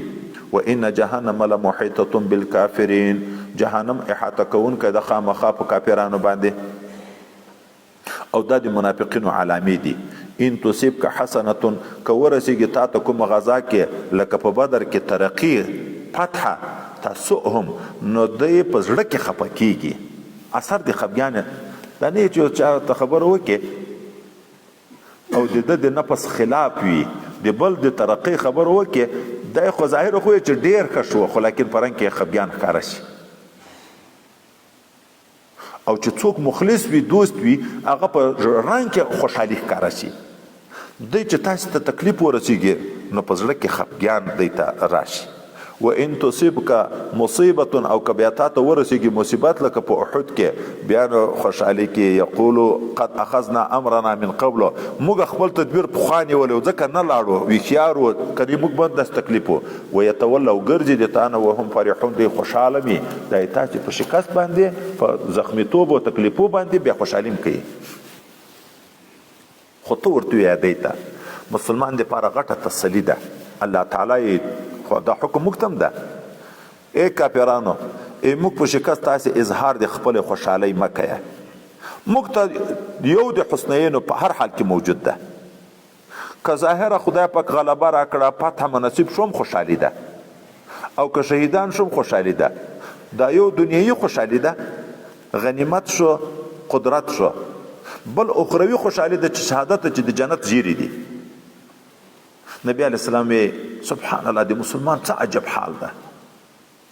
چې نعمت خدای پاک ورکړي شکر وباسي هم خیر ده که تکلیف درغه صبر وکړي هم خیر ده د مسلمان په هر حال کې خیر ده قلت ورته الا یصيبنا هرگز نه رسیږي موږ ته الا ما كتب الله لنا هغه څه چې الله راته لیکلي هو مولانا دا الله دې موږ مولا ده کار جوړون کيم ده وعلى الله فليتوكل المؤمنون خاص په الله دې توکل کوي مؤمنون قلت ورته هل تربصون بنا تاسو انتظار نه کوئ موږ ته الا احدى الحسنين مګرم دیو د دوه نیکیو چې یا شهادت یا فتح ده ونحن نتربص بكم او موږ بیا انتظار کوو تاسو ته ان يصيبكم الله بعذاب چې یا الله رسولنا وکي تاسو ته په عذاب من عنده د خپل لوري نه چې په جهنم کې عذابونه دي او به ايدينا یا د موږ په لاس چې اجازه د جهاد راته وکي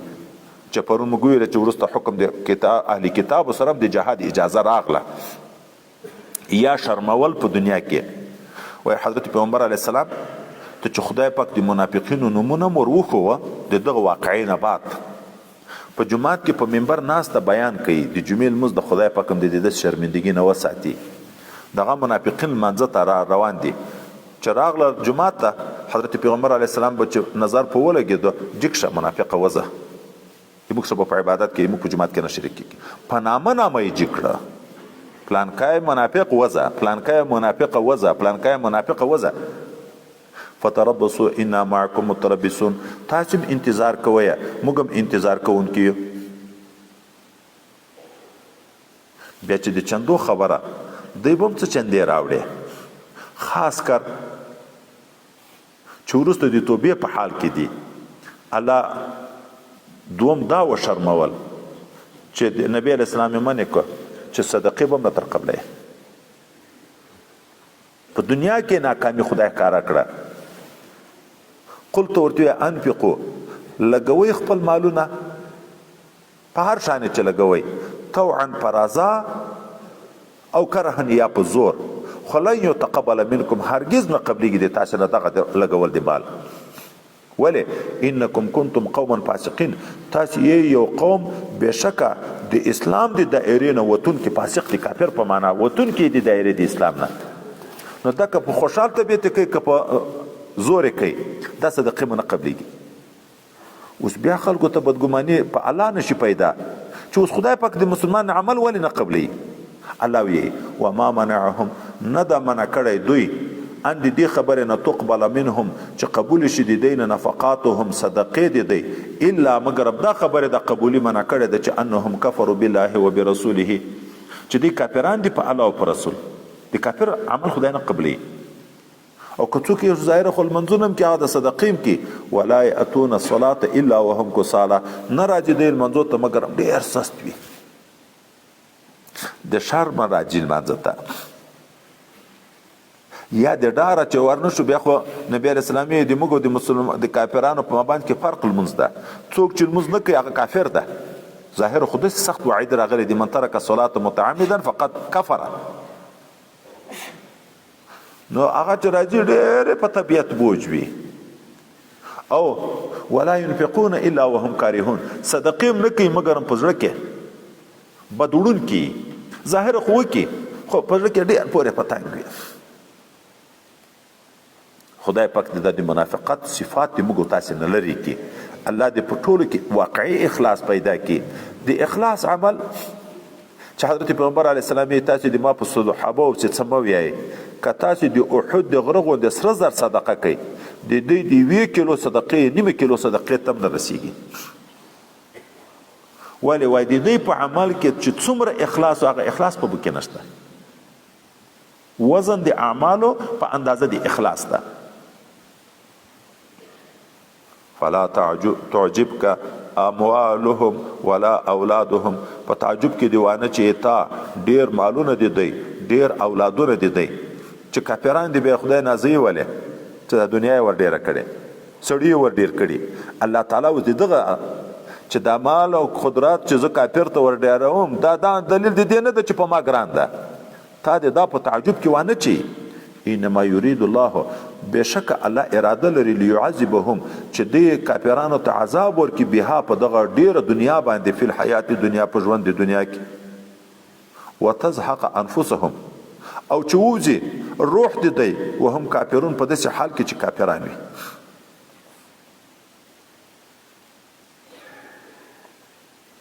اوس د دنیا په ډیرولو کې خدای پاک دا اراده لري چې دوی ته په دنیا کې عذاب ورکړي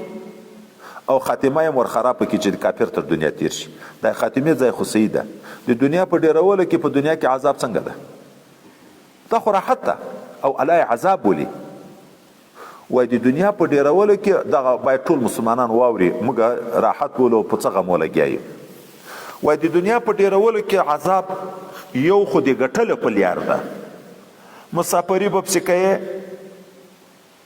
ګرمي به تیرې ساړه به تیرې مشکلات په ټول برداشت کوي دنیا به ګټې دا ګټل خو خوشي نه کیږي دا یو عذاب ده دوم تر دغه نه غټ عذاب د ګټلو نه غټ عذاب یا د ساتلو ده چې ډیر په ځان ډاریږي په هوټل کې په موټر کې په سفر کې څوک ډاریږي مالدار که مسکین میرامشاه کې چې دا د بدمعشانو ملک ده په خوا وختو کې د غلاوي د شایان کې ډیر و مدرسه و دغه اجسب دغه د کورو سره په دغه کې استاد او چای قصره تکړه پیغه کې موږ میرامشاه ته نو ورغلي وای ګرمي ډیره و بجلی خراب و ټرانسفارمر د کټ راوېست باندې په دښته کې د مدرسې نه یو خطا مخته دښته و په دا دښته کې کټ واچو چا ورته ویل چې مولوي صاحب دغه د بدمعشان دا مړ به دې کې څه کې وای خو 2 روپۍ په جوب کې دی را سره که 8 روپۍ دی چې راشي دې کار دی روپۍ سره دغه به ورکم نور ذاتي ما څه کوي خو چې کوم په کلی کې ماړه خلک وو یغه به ټول شپه غریبانو پیدا کړ په دې ډیره کې دغه ځای خو حال یا ماته معلوم نه ده چې کوم ډیر ماړه وو دیغه قصې چې ماته خلکو کړي دي چې ټول شپه به پیدا کړ په کور باندې خو خوب نشته د سکون راحت په دنیا کې غواړي او الله سکون په ذکر د خدای کې خوولای په علم حاصلولو کې په دینداری کې چې څومره خوند د آرام د سکون د والله العظیم کې د دنیا په یو شي کې هغه پیدا شي د راحت په دنیا کې غواړي شپه ورځ په دنیا په یو ځای کړی ده هغه تر مرګ پورې خو لګیا ده دا راحت زه فکر کوم چې کې به څه وخت چې سړی کروڑ روپۍ ولري او تقریبا د کور د 10 کالو خرچه کیږي چې 10 لک روپۍ په کار کې لګي خو دا 10 کال کې خو 15 کال خو علم یا عبادت ورکړي وای چې خو ډیره ده 10 کال بعد به بیا ګورو خو چې څومره دنیا ډیره دغه د جمع د منځ وخت هم نه لري سکون به څنګه پزړه کې پیدا شي یو د عبرت واقعه د ما په طالبي کې امامت و په یو کلي کې په یو سپین ږیری سړی و د مځکې کاروبار یې کوه ما څه نصیحت به کوه بیا د تایید دپاره دا خبره وکړه وایي روزانه مو کوله په هغه وخت کې روزانه په 4 روپۍ وه غالبا ماښام کور ته را روان یم یو سردار د هغه علاقې دا په مخه راغی سره شناخته یو چې په مخه راغی ستړي ماشم سره وکړه وایي ما ته وایي چې د خدای بختوره په ما دا خبره ډېره پته ولګېده چې هلاک مزدوري نه را روان دی موړ سړی د ما ته وایي د خدای بختوره خو په رنګ مې پوه شو وایي راته ویلې چې خفه شوې ما ویل خود خفه شوم ته تر ستونې موړ یې او زه په ورځی مزدوري کوم ته ما ته وایي د خدای بختوره وایي ښه زه پوښتنې درنه کوم ته چې اوس کور ته لاړ شې چې کوې خو ماښام د لمونځ وکړم بیا ماړۍ وخورم د چا سره بچیانو سره ګډ بیا لماخوستن لمونځ وکړم بیا ویده شم خوب درځي و خود ټوله ورځ ستړی یم هلاک یم سهار راجیږ چې بیا څه کوې لمونځ وکړم بیا چای وخورم بیا روان شم وایي ښه د خدای بختور نه یې خوراک د دې بچیانو سره په مینو په آرام ده خوب دې په آرام ده زه وایي په پلانکي ځای کې مې د غټه باوړۍ چې ورته وي د هغه ځای په اصطلاح باندې د غټ کویی د دغه چې کوم زمینداري ده د ما هغه دیکان مې چې د شپې شوکوري لري سم نه ویني چې باران شي د هلته مې سودا شي چې که دا ولوېد اوبو ته مړ شو نو خو ما باغ ولاړ ختم شو پلانکي ځای کې مې دوکان د دومره روپۍ مې پکې ماتې کړي دي ماخوستن چې دغه سوچ راسره پیدا شي چې که غل راغی دوکان یې سروی کړو خو ټوله دنیا د لاړه پلانکي ځای کې مې به ډبه و موټر اخیستې دي د کرایې دپاره چې چلوي سوچ راشي چې که ټکر شو خو د لکه روپۍ لاړې په دغه سوچو کې هم تر 2 بجو د شپې ورسېږم بیا د نشې ګولۍ چې ونه خورم ماته خوب نه راځي دی چی بولي راحت پلانکي دنیا ډېره کړه خو داسې یې ډېره کړه چې د پردۍ دنیا چوکیدار د ګر تر تاویږي بینګ ډنګ ته د کروڑونو روپۍ نه د مزدوري د پکې 1000 روپۍ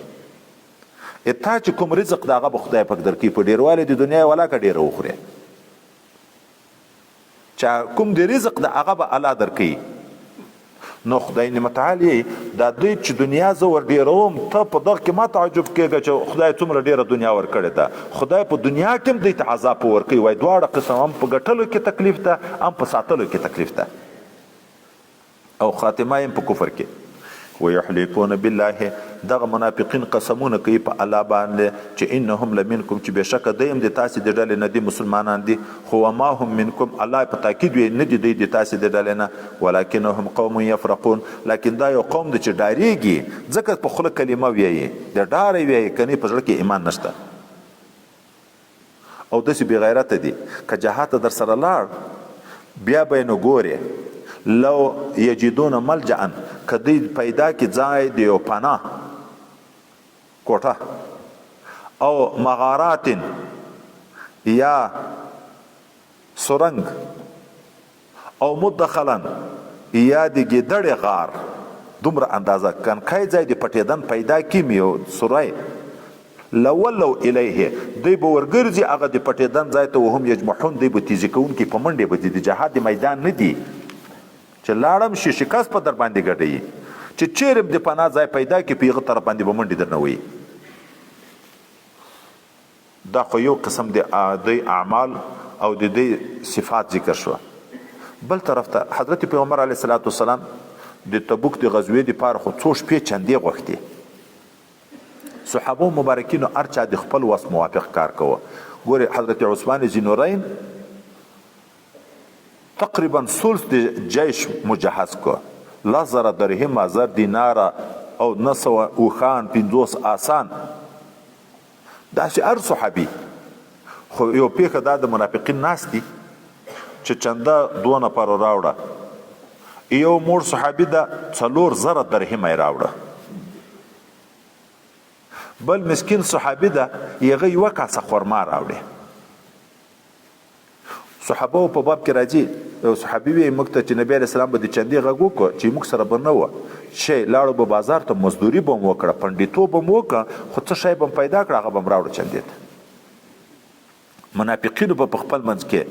په دغه 2 نفرو چې هغه چا ډیر راوړه په څوکه سره دغه ریاکار ته وګوره آی پر ریا ملزم کړ دا چا چې یو کاسه راوړه دا 10000 نفرو دای په یو کاسه کامیابی دغه کم شي ته خدای ته ضرورت لري. الله تعالی وی ومنهم زین د منافقین نه من هغه څوک دی یلمزک فی صدقات چې عیب یې تا ته نه زه خطا شم هغه په بل ځای کې ده. دلته په داسې عنوان حضرت نبی کریم صلی الله علیه وسلم ته چې د غنیمت مال به راغی خمس یا به صدقې راغلې بیا به نبی علیه السلام تقسیمولې. تقسیم کې به استحقاق ته کته څوک به چې مستحق دی څومره شي ورته ولده شي هغومره شی به ورکول.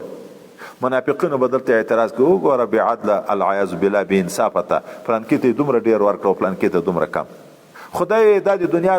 پرست دي که دنیا ورکې بیا درنه خوشحاله ده که یې نه کې ورځه ته درپسې غږېږي. ومنهم من یلمزک فی صدقات په تقسیم د صدقاتو کې فإن اعطوا منها که دوی ته د صدقې نه څه برخه ورکړی شي رغدو بیا دی راضي وي بیا خوشحاله بیا د صفت کوي. وإن لم يعطوا منها که دوی ته دغه تقسیم نه د غنیمت یا دغه صدقې نه شی ورنه کړی شو اذا هم یسخطون بیا ناڅاپه دوی په قهریږي بیا باندې چې راوځي خوش کېږي چې خدمت په ما کوي منډه زه وایم او روپۍ بل ته ورکوي. الله وی ولو انهم رضوا ما اعطاهم الله ورسوله که دوی په تحقیق سره راضي شوي وای په هغه مقدار د غنیمتو چې الله دوی ته ورکړی یا رسول الله د تقسیم په لحاظ دوی ته ورکړی او وقالو او ویلی وای چې حسبنا الله الله دې موږ دپاره کافي ده سیؤتینا الله زر د چرابو کې موږ ته الله من فضله د خپل فضل نه بل ځای ورسوله رسول به د بل غنیمت نه راکړي. انا الی الله راغبون موږ خدای پاک ته رغبت کوونکي وو که داسې ویلی وای دا به ښه و د دوی دپاره چې اعتراض کوي د اعتراض په ځای داسې ویلی وای خیر د کادار ور ماته ډېر شی ونه رسېده خو الله ته خو امید لرو خدای پاک به بیا فتح راولي بیا به الله تعالی موږ ته ډېره برخه راکړي.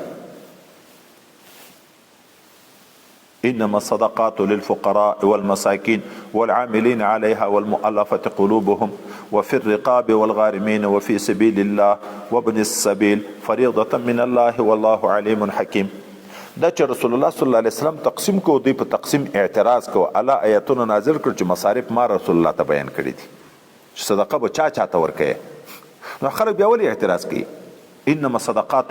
بشک خبره داده چې زکات چې ورکول کیږي ورکړه د صدقاتو د زکاتو چا لره ده للفقراء فقیرانو لره ده والمساکین مسکینانو لره ده. فقیر و مسکین فرق لري که نه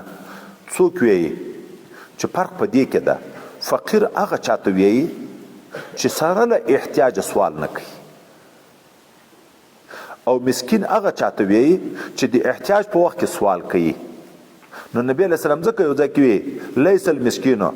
دا مسکین نه ده چې یوه ګوله او دوه ګولې یا یوه خرما دوه خرما یې رد کوي دغه ته سوال کوه یوه خرما ورکړي ته روان شي بیا بل ته ورشي دا هغه مسکین چې ډېر ثوابونه دي دا هغه مسکین نه ده. نو فقیر هغه ده چې سره له احتیاجه چاته سوال نه کوي. مسکین هغه ده چې د احتیاج په وخت کې سوال کوي فرق یې وایي یا دغه ده یا فرق په دې کې ده چې یو هغه ده چې هېڅ شی نه لري بل هغه ده چې لږ مال لري دغه ته به ورکوي زکات. والعاملین علیها او هغه خلک چې مقرر شوي دي په ټولولو د زکات باندې هغه خلک چې مقرر شوي دي په ټولولو د زکات د شریعت په لحاظ حکومت اسلامی دا وظیفه ده چې د بیت المال دپاره به خلک مقرروي عاملین چې د مځکې په عشرو پسې به ګرځي او د ژوندي سرې حیواناتو په زکاتو پسې به ګرځي. ګورې د جوب روپۍ نه د دوکان نه مځکې فصل عشر دا به عاملین ټولوي حکومت ته بیا راوړي او دا یو کوچیانو مالونه میږي وزې چې څوک لري وښان چې څوک لري غویان چې څوک لري په دا ژوندي سرو پسې به ګرځي زکات به یې ته راوړي. اوس دغه عامل چې مقرر شو د زکاتو د ټولولو دپاره د خپل کور مزدوري نه ووت خپل بچانو د نفقې بندوبست نشي کړی نو ده ته به د دغه زکات نه برخه ورکول کېږي د دغه زکات نه به ده ته برخه ورکول کېږي. دا برخه په حیثیت د اجرت د ده دپاره بلل کېږي ځکه دی چې زکات ټولوي د زکات مصارف څوک دي فقرا او مساکین دي اصل خو هغه دي دوی چې بیت المال ته راوړي خو حکومت خو بیا په مسکینانو ویشي په فقیرانو وایي دی لکه وکیل د فقیرانو دی لکه وکیل د دې فقیرانو چې دی وکیل شو د فقیرانو دپاره کار کوي نو د ده اجرت په فقیرانو ده د فقیر مال نور چې د دغه مال ده چې دا راجمع کړو خو دا خو فقراو ته ورکول کېږي دی لګیا د دوی دپاره و لکه وکیل د دوی دپاره و نو اجرت هم په دغه کې دغه نه یو عجبه ښه مسله دا چې دا نن سبا بعضې خلک په زکاتو کې په مدارسو باندې چې خبره کوي دغه ځای هم راغی دا محتمم د مدرسې دا دغه طالبانو وکیل ده خلک راوړي زکاتونه دا یې قبض کوي بیرته په چا لګوي په دغه طالبانو لګوي طالبان مستحقین دي که نه دي په عمومي توګه باندې چې سړی دنیا ته نظر وکړي طالب به موړ یو نیم پیدا شي ګوري په دغه مسله باید سر خلاص کو زوی د پلار په دنیا موړ بلل کېږي کنکای بلل کېږي چې نفقه یې په پلار ده ځکه د ماړه سړي کنکي زوی ته زکات نشي ورکولی د ماړه سړي نابالغ زوی ته زکات نشي ورکولی چې ظاهره خدای خو شی نه لري خو د مالدار سړی بالغ زوی ده خو په خپل روپۍ شخصي نه لري هغه مسکین ده پلار خرچه ورکوي 100 په 200 په 1000 په 15,000 سړی غني کېږي موږ مدرسو کې چې څومره طالبان وینو اکثره چې ډېرې لري په جوب کې 15,000 لري په دغه باندې غني کېږي خو دا ټول مسکینان دي که هر څومره په کور کې آباد وي هم په کور کې د روپۍ ځای نه وي خو موږ ته یقیني دغسې طالبانو هلته به چې زه ومه دا خلک موږ سره الحمدلله عادت شوي وو دا د مدرسو د جلسو وختونه به چې راتله پټ به ماته داسې خلک راتله د مدرسې دپاره نه د دغه مسکینانو طالبانو دپاره ځکه بار بار ما دا حالت ښکاره کړي وو خلکو ته زکات روپۍ به یې راوړې چې دا هغه غریبان طالبان چې کورو ته ځي چې شی نه لري نو موږ به بیا دایما وراره دا به لګیا وو په دا طالبانو پسې به پوښتنې کړې ډېر به داسې طالبان وو چې به وروسته نورو طالبانو به په بدګماني ښکاره کړه چې دغه خو په کورو کې ټیکټرې دي ګرځي دوکانونه لري هغه به ځان په مسکین لیست کې کړی چې کرایه به یې نه وه خو ځکه خو پلار یې موړ د ټیکټر خو یې د پلار دی د غریب سره خو د لارې کرایه به نه وه اوس نو دغه محتممین چې وکیلان دي د فقیرانو دپاره دغه چې ټول وخت دین ته ورکړی د خپل کار یې پرېښی د دغه مدرسې د پڼه تنخوا هم ورته روا شوه ځکه لکه هغه وکیل چې عامل ده په هغو باندې هغه ته اجرت وایي د فقیر په دنیا کې نو په قدر د کفایت باندې په قدر د کفایت څومره تنخوا وایي مشخصه تنخوا نه ده د عامل دپاره مشخصه تنخوا د عامل دپاره نه ده چې ده ته زکاتونه راټولوه تا ته به 2,000 روپۍ تنخوا در کوم نه د ده د کفایت نو لحاظه چې خدمت یې څومره وي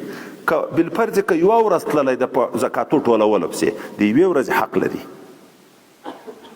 میاشتې تنخوا به نه ورته مقرره چې د یوه ورځ تللی د عاملینو دپاره کار کوي د فقیرانو دپاره د یوې ورځې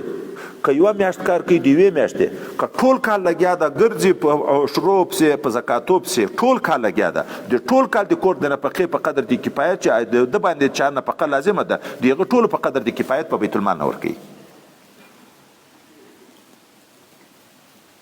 نو محتمم د مدرسې هم که ټول وخت د مدرسې په خدمت لګیا ده بیا خو د مدرسې د پړنه به تنخوا واخلي او که نه په جمعه کې یوه ورځ راشي مدرسې په حالاتو ځان خبروي نور خپل کاروبار کوي بیا دی غني بلل کېږي دی د اجرت مستحق نه بلل کېږي خو د وکیل د فقراو په حیثیت یې هغو ته قبض کړی شي نو لنګر چې چلیږي د میاشتې په لنګرو باندې په لکونو روپۍ خرچه راځي دا خو ټول په طالب باندې لګېږي او طالب مسکین ده مستحق ده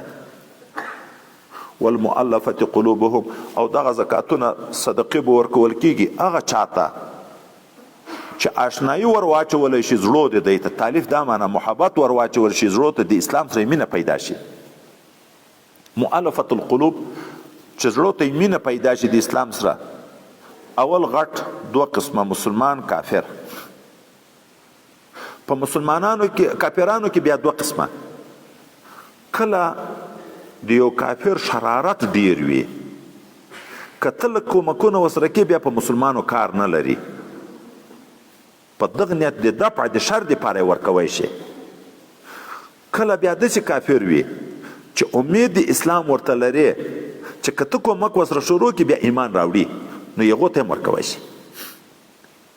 دا روپۍ نه ده دا انسان تابع دی انسان ده د هر څه نه سړی باسي یو صحابي مبارک وی اوس خو صحابي ده وای په اول کې تر هر چا نعمت د نبی علیه السلام نه ډېر بد راتله العیاذ بالله. خو رسول الله صلی الله علیه وسلم د ما سره احسانات شروع کړه. دا احسانات کول زړه مې لږ لږ وړنګېدو خدای مې ایمان نصیب کړ. اوس په ټوله دنیا کې په ما دومره ګران بل څوک نشته لکه رسول الله صلی الله علیه وسلم. ځکه هغه نبی علیه السلام د محبت ذریعه کولې د تهاد و تحابو یو بل ته تحفې ورکوي چې محبت مو سره پیدا شي. نو دا کافر ته په دغه نیت چې مسلمانو ډله ډېره شي ورکه څه شی چې راواوړي مسلمان شي. دغه کافرانو مؤلفة القلوب ته خو نن سبا فتوا په دې ده چې دغه د دوی د زکات برخه نشته. مسلمانو زکات په مسلمان ته ورکول کیږي کافر ته نه ورکول کیږي. ولې؟ وایي په ابتدا کې خو چې ورکېده مسلمانان کم وو نو لهذا ضرورت وو چې کافر یا اشنا که په یو خیل یا را مسلمان شي په روپیه او یا د شر نه بچ شو چې خدای اسلام ته عزت ورکو غلبه یې ورکړه. نو اوس ته دغه بغیرتو ته ضرورت چې روپۍ ورکوي په روپیه باندې را اړی. دوم قسم بیا مسلمان مؤلفة القلوب چې مسلمان ته د زړه د تعلیف دپاره شی ورکول کېده صدقې. دا بیا څو قسمه و. یو قسم هغه مسلمان ایمان خو به راوړ لیکن ایمان کې به کمزوري وه لکه شکمان غوندې چې داسې نه یې چې هغه دلیار مې هم پرېښوه دلته د مشکلاتو سره مخامخ شي بیا به د نفقه نه وي د کور ګزاره به دې نه وي دا به نه وي. په ایمان کې به کمزوري وه و خو به مسلمان خو کمزوري وه د دغو سره به کومکونه کړه چې ایمان یې کلک شي. نبی علیه الصلاة والسلام یو وخت کې شی تقسیم کړه یو څو نفرو ته یې ورکړه یو ډېر مخلص مسلمان او ډېر فقیر او محتاج دا یې پرېښی حضرت جعیل رضی الله عنه. بل صحابي ته چې دا د ده حال معلوم و چې هم ښه مخلص مسلمان ده او هم مسکین ده دا غلی ورجګ شو پیغمبر علیه الصلاة والسلام ته په غوږ کې ویې دا دې ولې پرېښی ایما خو والله په ده یقین ده چې دی مؤمن ده. د مسلم شریف روایت چې نبي علیه السلام ورته او مسلمان 3 وارې ورجګ شو. وروسته نبي علیه الصلاة والسلام دی پوه کوي ورته ویې ګوره زه چې چاته شی ورکوم او یو څوک پرېږدم دا معنا نه ده چې چاته ورکوم هغه را باندې ګران ده چې څوک پرېږدم د هغه نه مې بد راځي.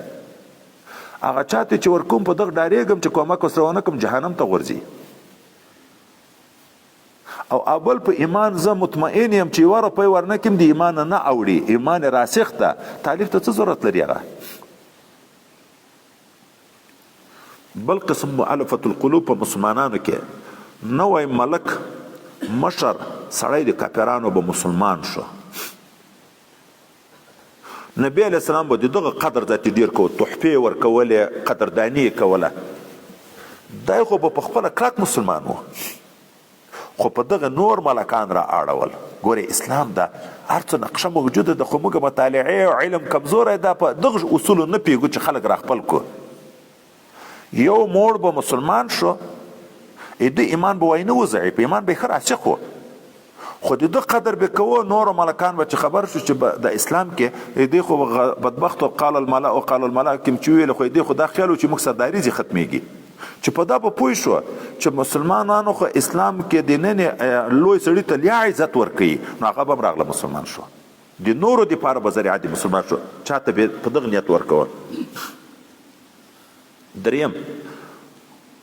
د کفارو سرحد مثلا دی غره یې خواته کافران دي هغه سنګر ته سرحد ساتلو ته رباط چې ورته ویل کېږي عام مسلمانان ډېر زړه نه ښه کوي ځکه کور یې نه وي په غره کې ژمی ساړه یې تکلیف اوړي کې ګرمي یې تکلیف یې وخت ښه نه تېروي.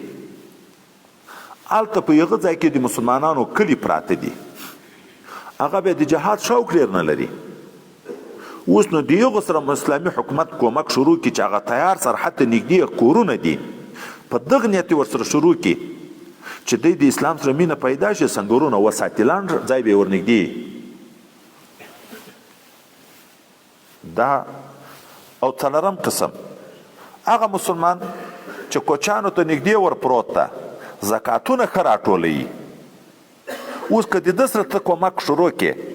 دی بیا په زکاتو ټولولو کې ښه اخلاص کوي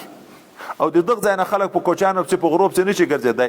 چې په دغه راواوړه په دغه راواوړه کوچیانو خو هغه چې پلانکي کور چیرې ده دلته غړی درته داسې کې 3 میله په مزل کوي د دې ګیرې لاندې ځای نشي پیدا کولی نو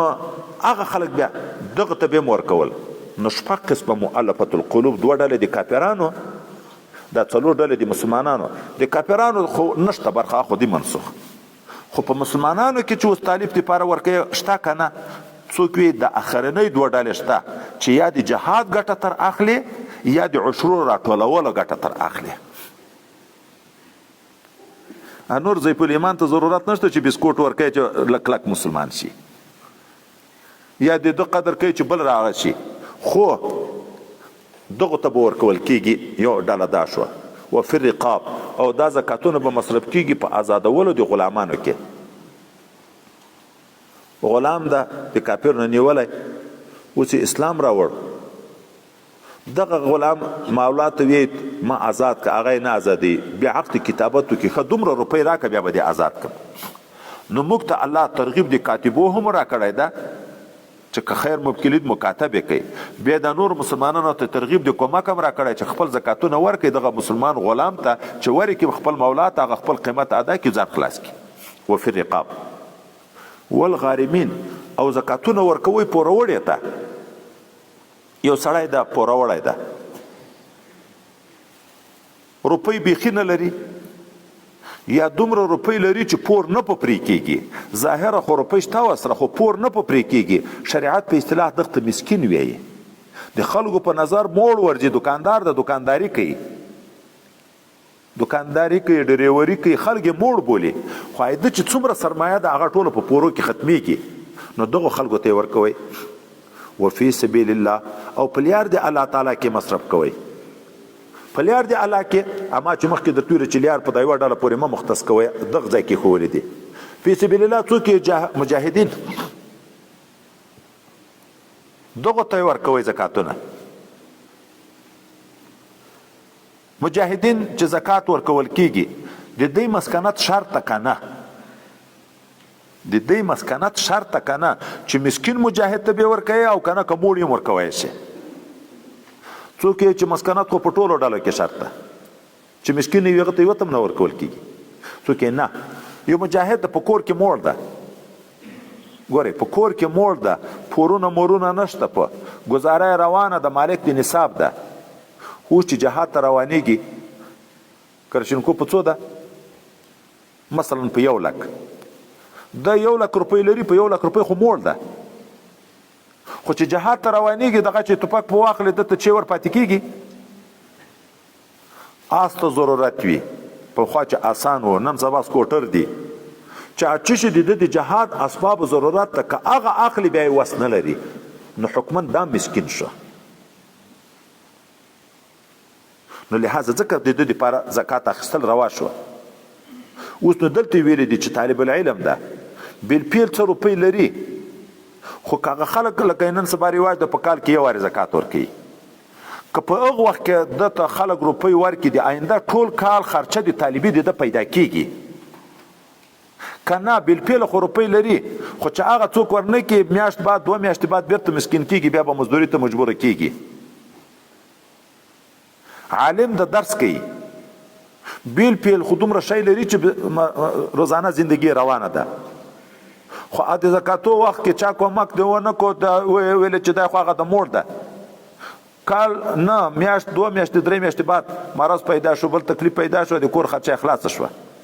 بیا به دی مجبوره کېږي مزدوري ته کبه نه کېږي نو د دغې وجه نه یو قول دا ده چې دغه خلک چې د دین سره تعلق وي لکه للذین احصروا فی سبیل الله نو هغه کوي د کال نه په قلریم خو چې په خدمت دین لګیا د ضرورت پیدا کېږي که چیرې داسې چې زکات ورنه کړی شي بیا خدمت دین نه په کال دننه هغه پاتې کېږي نو دغو ته یې ورکوی شي فریضة من الله چې دا یو فریضه ده مقرره شوې ده له طرفه د الله نه والله علیم حکیم خدای پاک علیم او حکیم ذات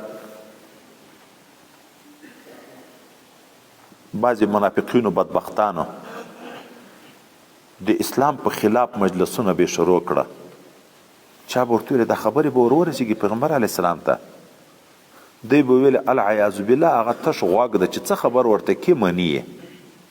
عذر به بیا ورته ویل چې موږ نه دي ویلي په دین پسخان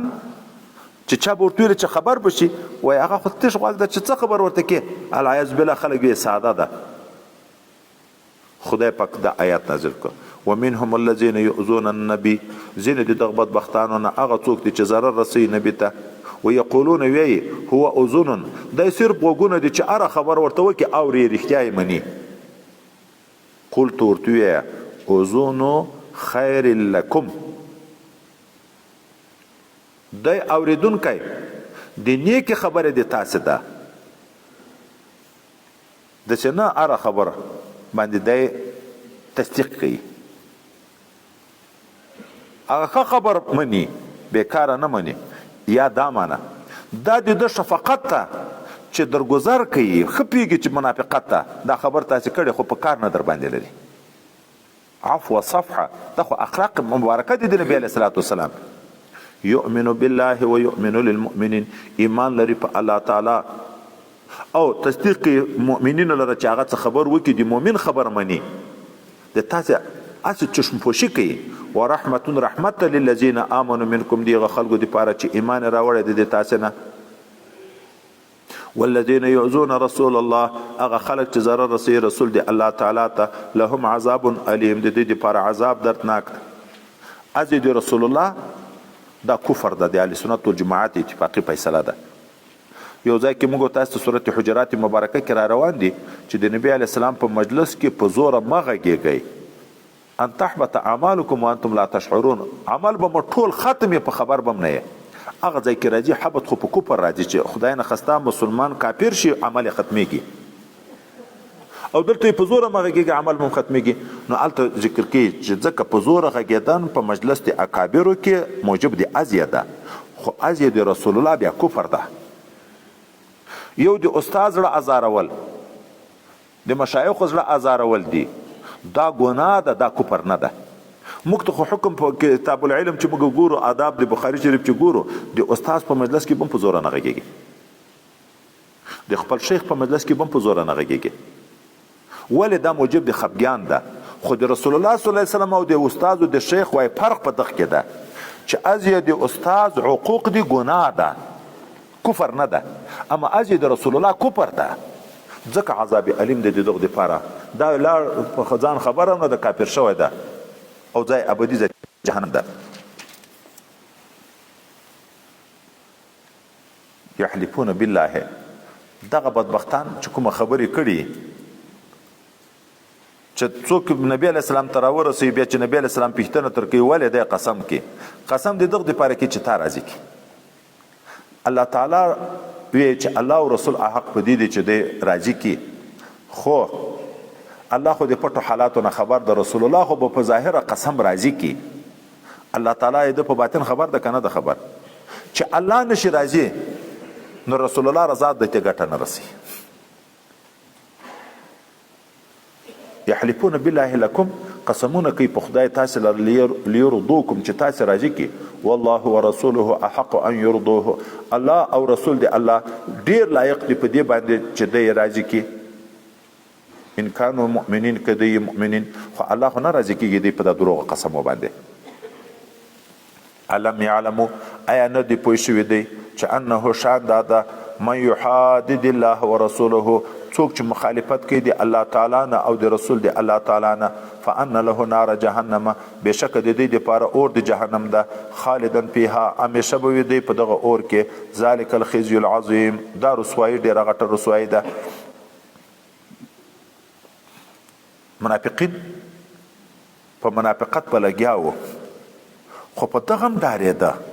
ګوره خدای چې چاته هدایت نه کړي په دا پیدا چې دا خو حق پیغمبر وحی ورته نازلېږي نو په دغه ډارېده چې داسې نه موږ خو په دروغ قسمو دی راضي کوی شو چې خدای پاک وحی ورته ونه کړي موږ په حال نه کې خبر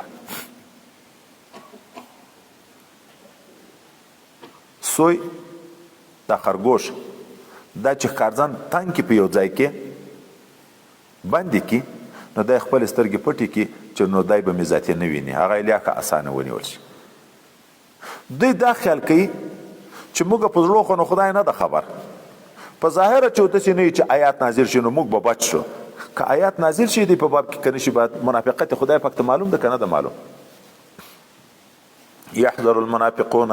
ډاریږي منافقین ان تنزل عليهم چې نازل نشي په دی باندې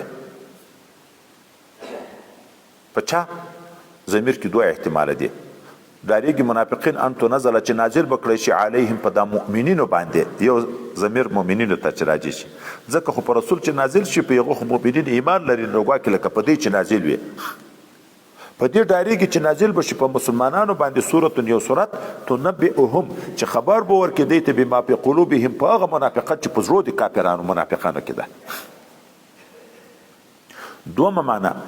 ډاریږي منافقین ان تنزل علیهم چې په دې به نازل شي نزول دی وحی خو په دې نه ده خو په نبی علیه السلام ده خو چې نبی علیه السلام باندې وحی نازله شو د دې حال کې ښکاره شو دا لکه په دې چې نازل شوی وي قل استهزئوا تورته یا چې اوس خو پسخندونه کوي په دنیا کې په دروغ قسمونه او بیا قسمونه کې استهزاء خو ان الله مخرج ما تحذرون الله راښکاره کوونکی د دغه خبائثو چې تاسو ته ډارېږئ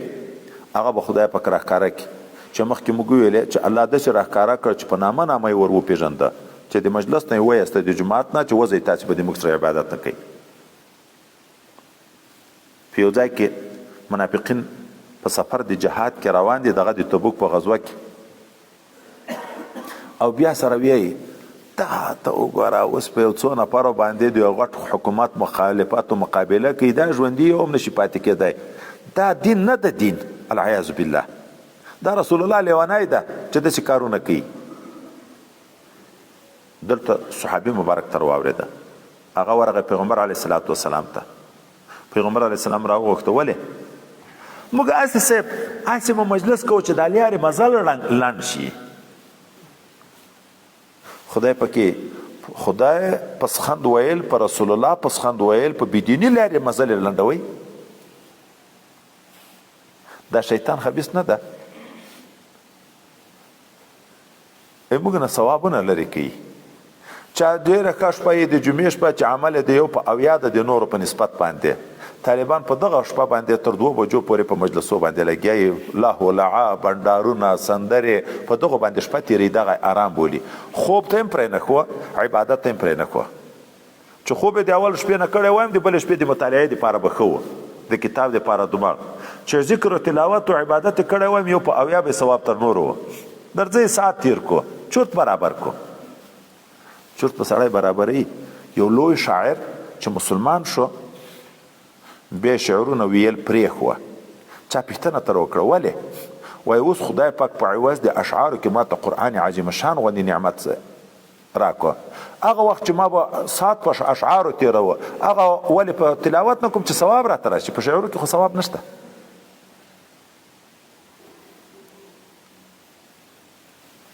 چې دغسې تېروم موږ د طالبي په خپل دور کې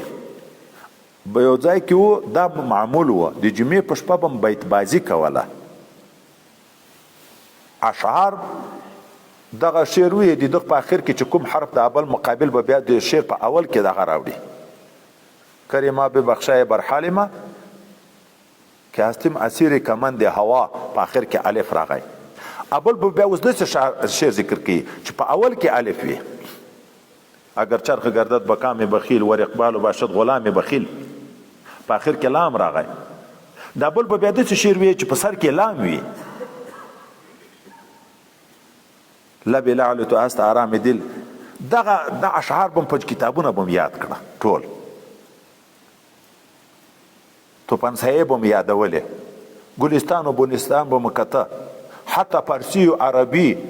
په یو وخت کې مو مقابله و د موږ د بلوچستانیانو اردو مو ورګډه شوه د شپې تر 2 بجو سره ورسېد یوه ډله هم نه شوه ماته ذهن تیزیږي علم پیدا کیږي ذهن حافظه خو په دغه استعمال باندې چې شی یادې حافظه تیزیږي ورځ په ورځ چې شی لږ لږ یادې حافظه تیزیږي حافظه هم تیزیږي خو په ناجایزو باندې هم نه وي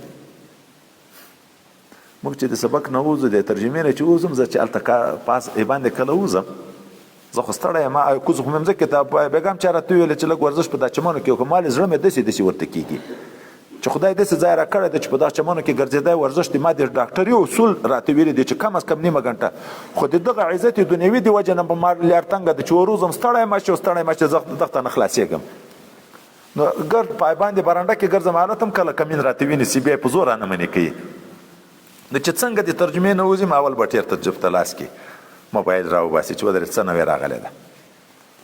چې د دورې د سبق نه د حدیثو نه راوځم اول به دی به ټیر ګوري چې څه نوې راغلی ده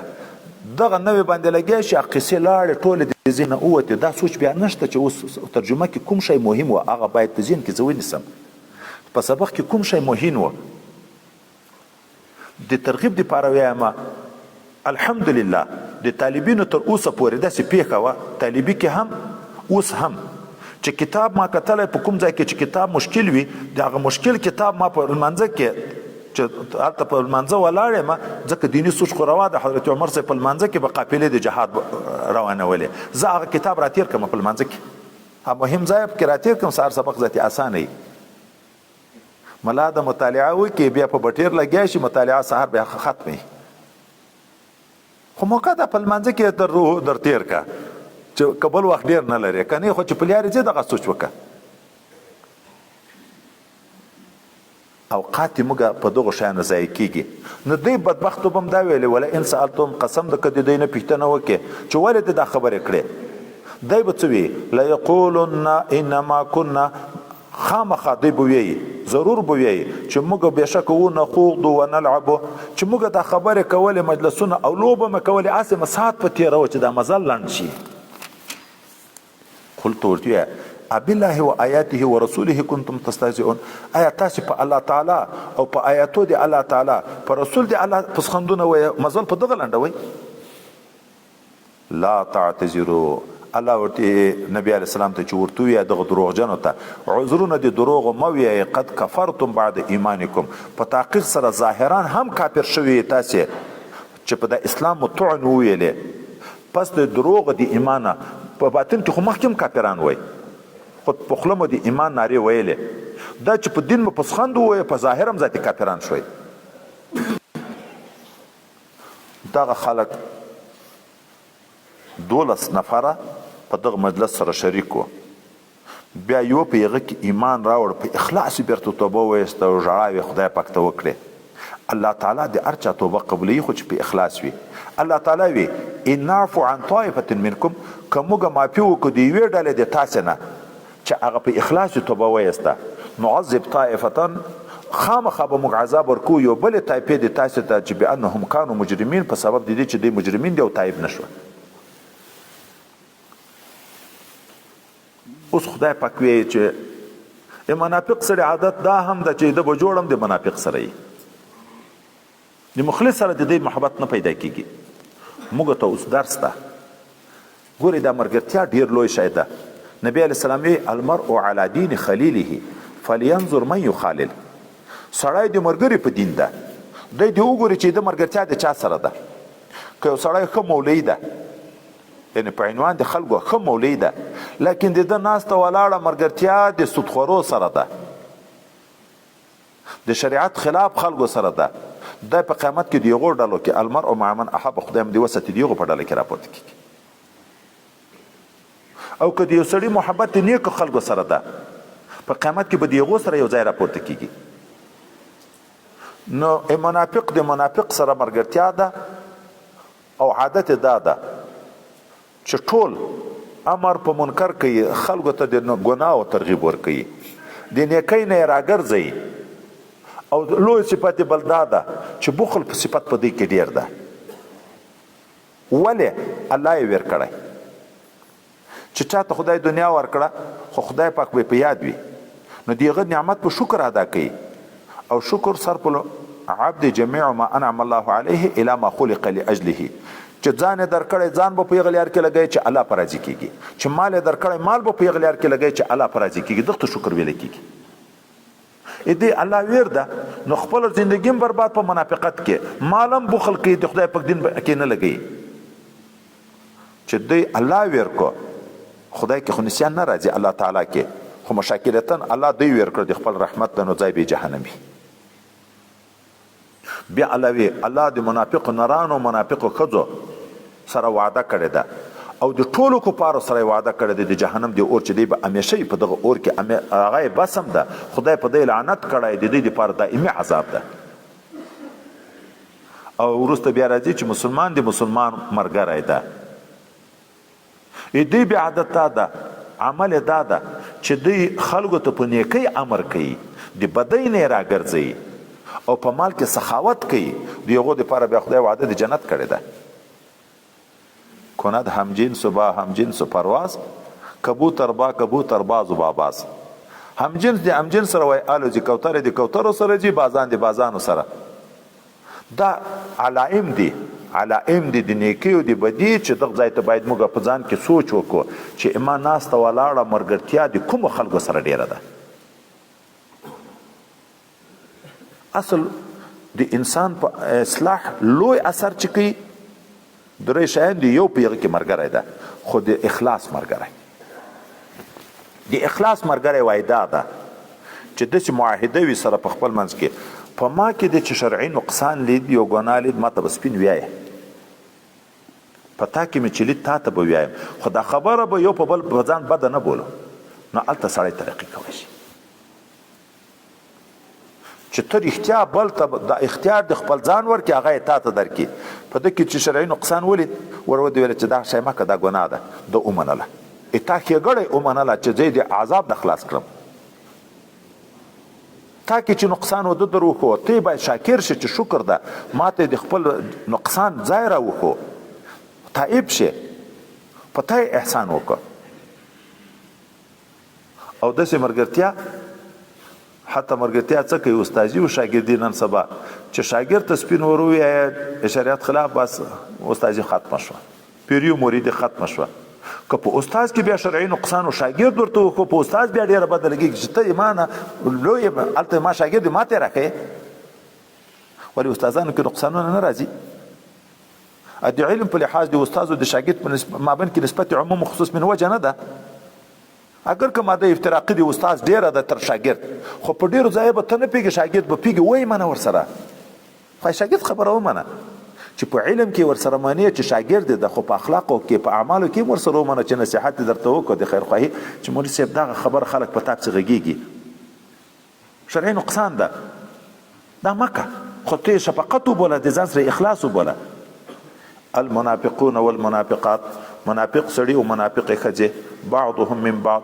ځینې د دوی دي په کفر او په نفاق کې یو شان د ځینو نورو سره. یأمرون بالمنکر، یو بل ته امر پر ګناو کوي، درځئ چې لاړ شو دا وکړو تا وکړو. وینهون عن المعروف، او خلق منې کوي د نیکو کارونه. ویقبضون ایدیهم، او بندوي لاسونه خپل سخاوت نه لري. نسوا الله، دی الله ویر کړی ده، د الله اطاعت نه کوي. فنسیهم، نو الله تعالی دی بې برخې کړي دي د خپل رحمت نه. ان المنافقین لهم الفاسقون، بېشکه منافقان چې د دوی وتونکي دي د دایرې د ایمان نه. وعد الله المنافقین والمنافقات، وعده کړی د خدای پاک د منافقینو سره او د منافقو ښځو سره، والکفار، او د ټولو کفارو سره. د چی شي وعده یې کړې ده؟ نار جهنم، د اور د جهنم، خالدین چې دی به همیشه یې پیها په دا اور کې. هي حسبهم، دغه اور د دوی دپاره بس ده. ولعنهم الله، او لعنت کړی د الله تعالی په دوی باندې. ولهم عذاب مقیم، شته د دوی دپاره عذاب دائمي. کالذین من قبلکم، ای منافقینو تاسې په شان د هغه کسانو یې چې هغه پخوا تر تاسې تیر شوي، کافران مخکې هم تیر شوي دي. خو کانو اشد منکم قوتا، هغه ډېر کلکو در تاسې نه په قوت کې. و اکثر اموالا، او ډیرو په اعتبار د مالو سره. و اولادا، په اعتبار د اولادو سره. خو فاستمتعوا بخلاقهم، دوی فایده واخیسته په خپل دنیوي برخه باندې، خو آخر څنګه شوه؟ تباه شوه. فاستمتعتم بخلاقکم، تاسو هم فایده واخیسته په خپل دنیوي برخه باندې. کما استمتع الذین من قبلکم بخلاقهم، لکه څنګه چې فایده اخیستې وه هغه منافقینو هغه کفارو چې پخوا تر تاسو تیر شوي په خپلو برخو باندې. وخوضتم، تاسو هم ډوب شوي په ګناهو کې، کالذي خاضوا، لکه هغه چې ډوب شوي وه. خو اولئک حبطت اعمالهم فی الدنیا والآخره، دغه کسان باطل شو ټول عملونه د دوی په دنیا او په آخرت کې اولئک هم الخاسرون او دغه خلک تاوانیان دي. الم یاتهم ای نه راغلی دی ته نبأ الذین من قبلهم خبر د عذاب دیغه خلکو چې په خاطر دی تیر شوي قوم نوح د قوم د نوح علیه السلام وعاد د عادیانو وثمود د ثمودیانو وقوم ابراهیم د قوم د ابراهیم علیه السلام واصحاب مدین او د اصحاب د مدین چې د شعیب علیه السلام قوم والمؤتفقات او اغړول شوي کلی د لوط علیه السلام چې بیرته په مځکه راوا شان وسکور شو آتتهم رسولهم بالبینات چې دغه ټولو خلکو ته راته کړي و رسولانو د دې په ښکاره معجزو باندې خدای ونه منل. په دنیا کې بیا خدای عذاب پراوست که نه پراوست. فما کان الله لیظلمهم نه د الله چې په دوی باندې ظلم وکړي ولکن کانوا انفسهم یظلمون دوی و چې په خپل ځان خپل ظلم کوه. دا خو د منافق عادت ته چې جوړه د منافق سره ده اعمال سره یو دي د ګناه طرف ته خلک مایل کوي او د نیکۍ نه راګرځي بخل صفت په دې کې موجود ده. والمؤمنون والمؤمنات او مسلمان سړي مسلمان ښځې بعضهم اولیاء او بعض ځینې د دوی دوستان دي د ځینې نورو په ایمان کې یو شی دی په اعمالو کې یو شی دی یامرون بالمعروف یو بل ته امر کوي په نیکۍ باندې وینهون عن المنکر او یو بل منې کوي د ګناونه ویقیمون الصلاة سم ادا کوي لمونځ ویؤتون الزکاة ورکوي زکات ویطیعون الله ورسوله اطاعت کوي د الله او د رسول د الله ټول حکمونه مني. اولئک دغه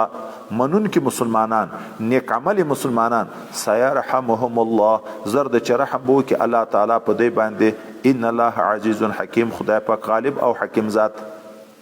وعد الله المؤمنین والمؤمنات وعده کړی د الله تعالی د نارینه او مؤمنینو او د ښځو مؤمناتو سره جناتین د جنتو تجری چې بهیږي من تحتها الانهار لاندې تر بنګلو ویالې خالدین فیها همیشه به وي دی په دغه جنتو کې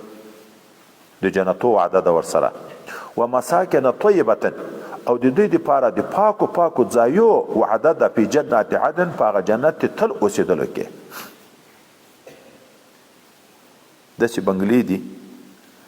چې یو قصر لکه دا چې نن په نامه د قصر موږ کې ناست دي عربي کې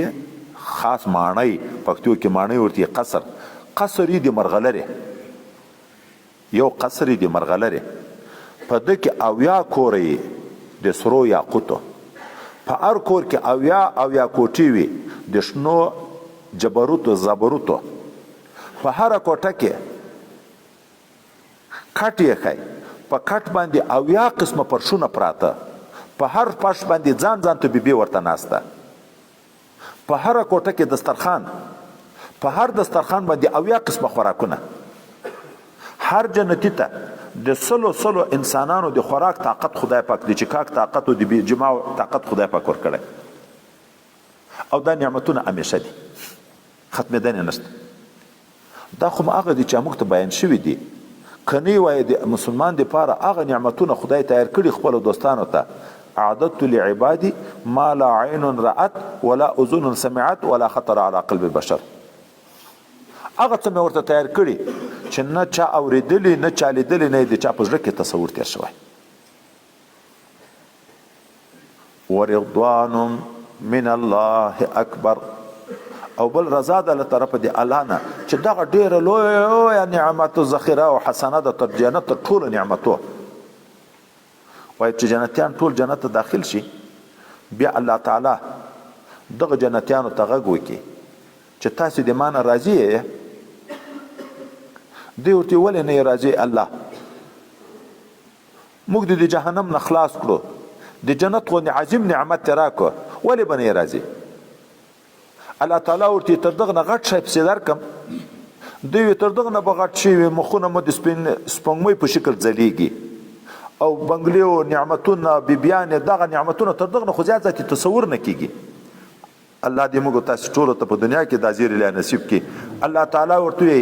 احل علیکم رضوانی فلا اسخط علیکم ابدا نور زه د تاسې نه راضي یم بیا نه خفه کېږم. جنت اثر د رضا ده چې د الله رضا نه جنت نشته نو چې د الله رضا خدای پاک ته الله دې موږ ټولو ته نصیب کړي چې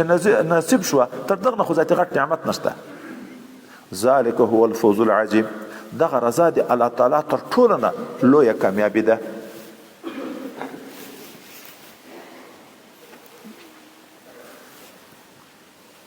لږ 2 منټه وقفه کوو.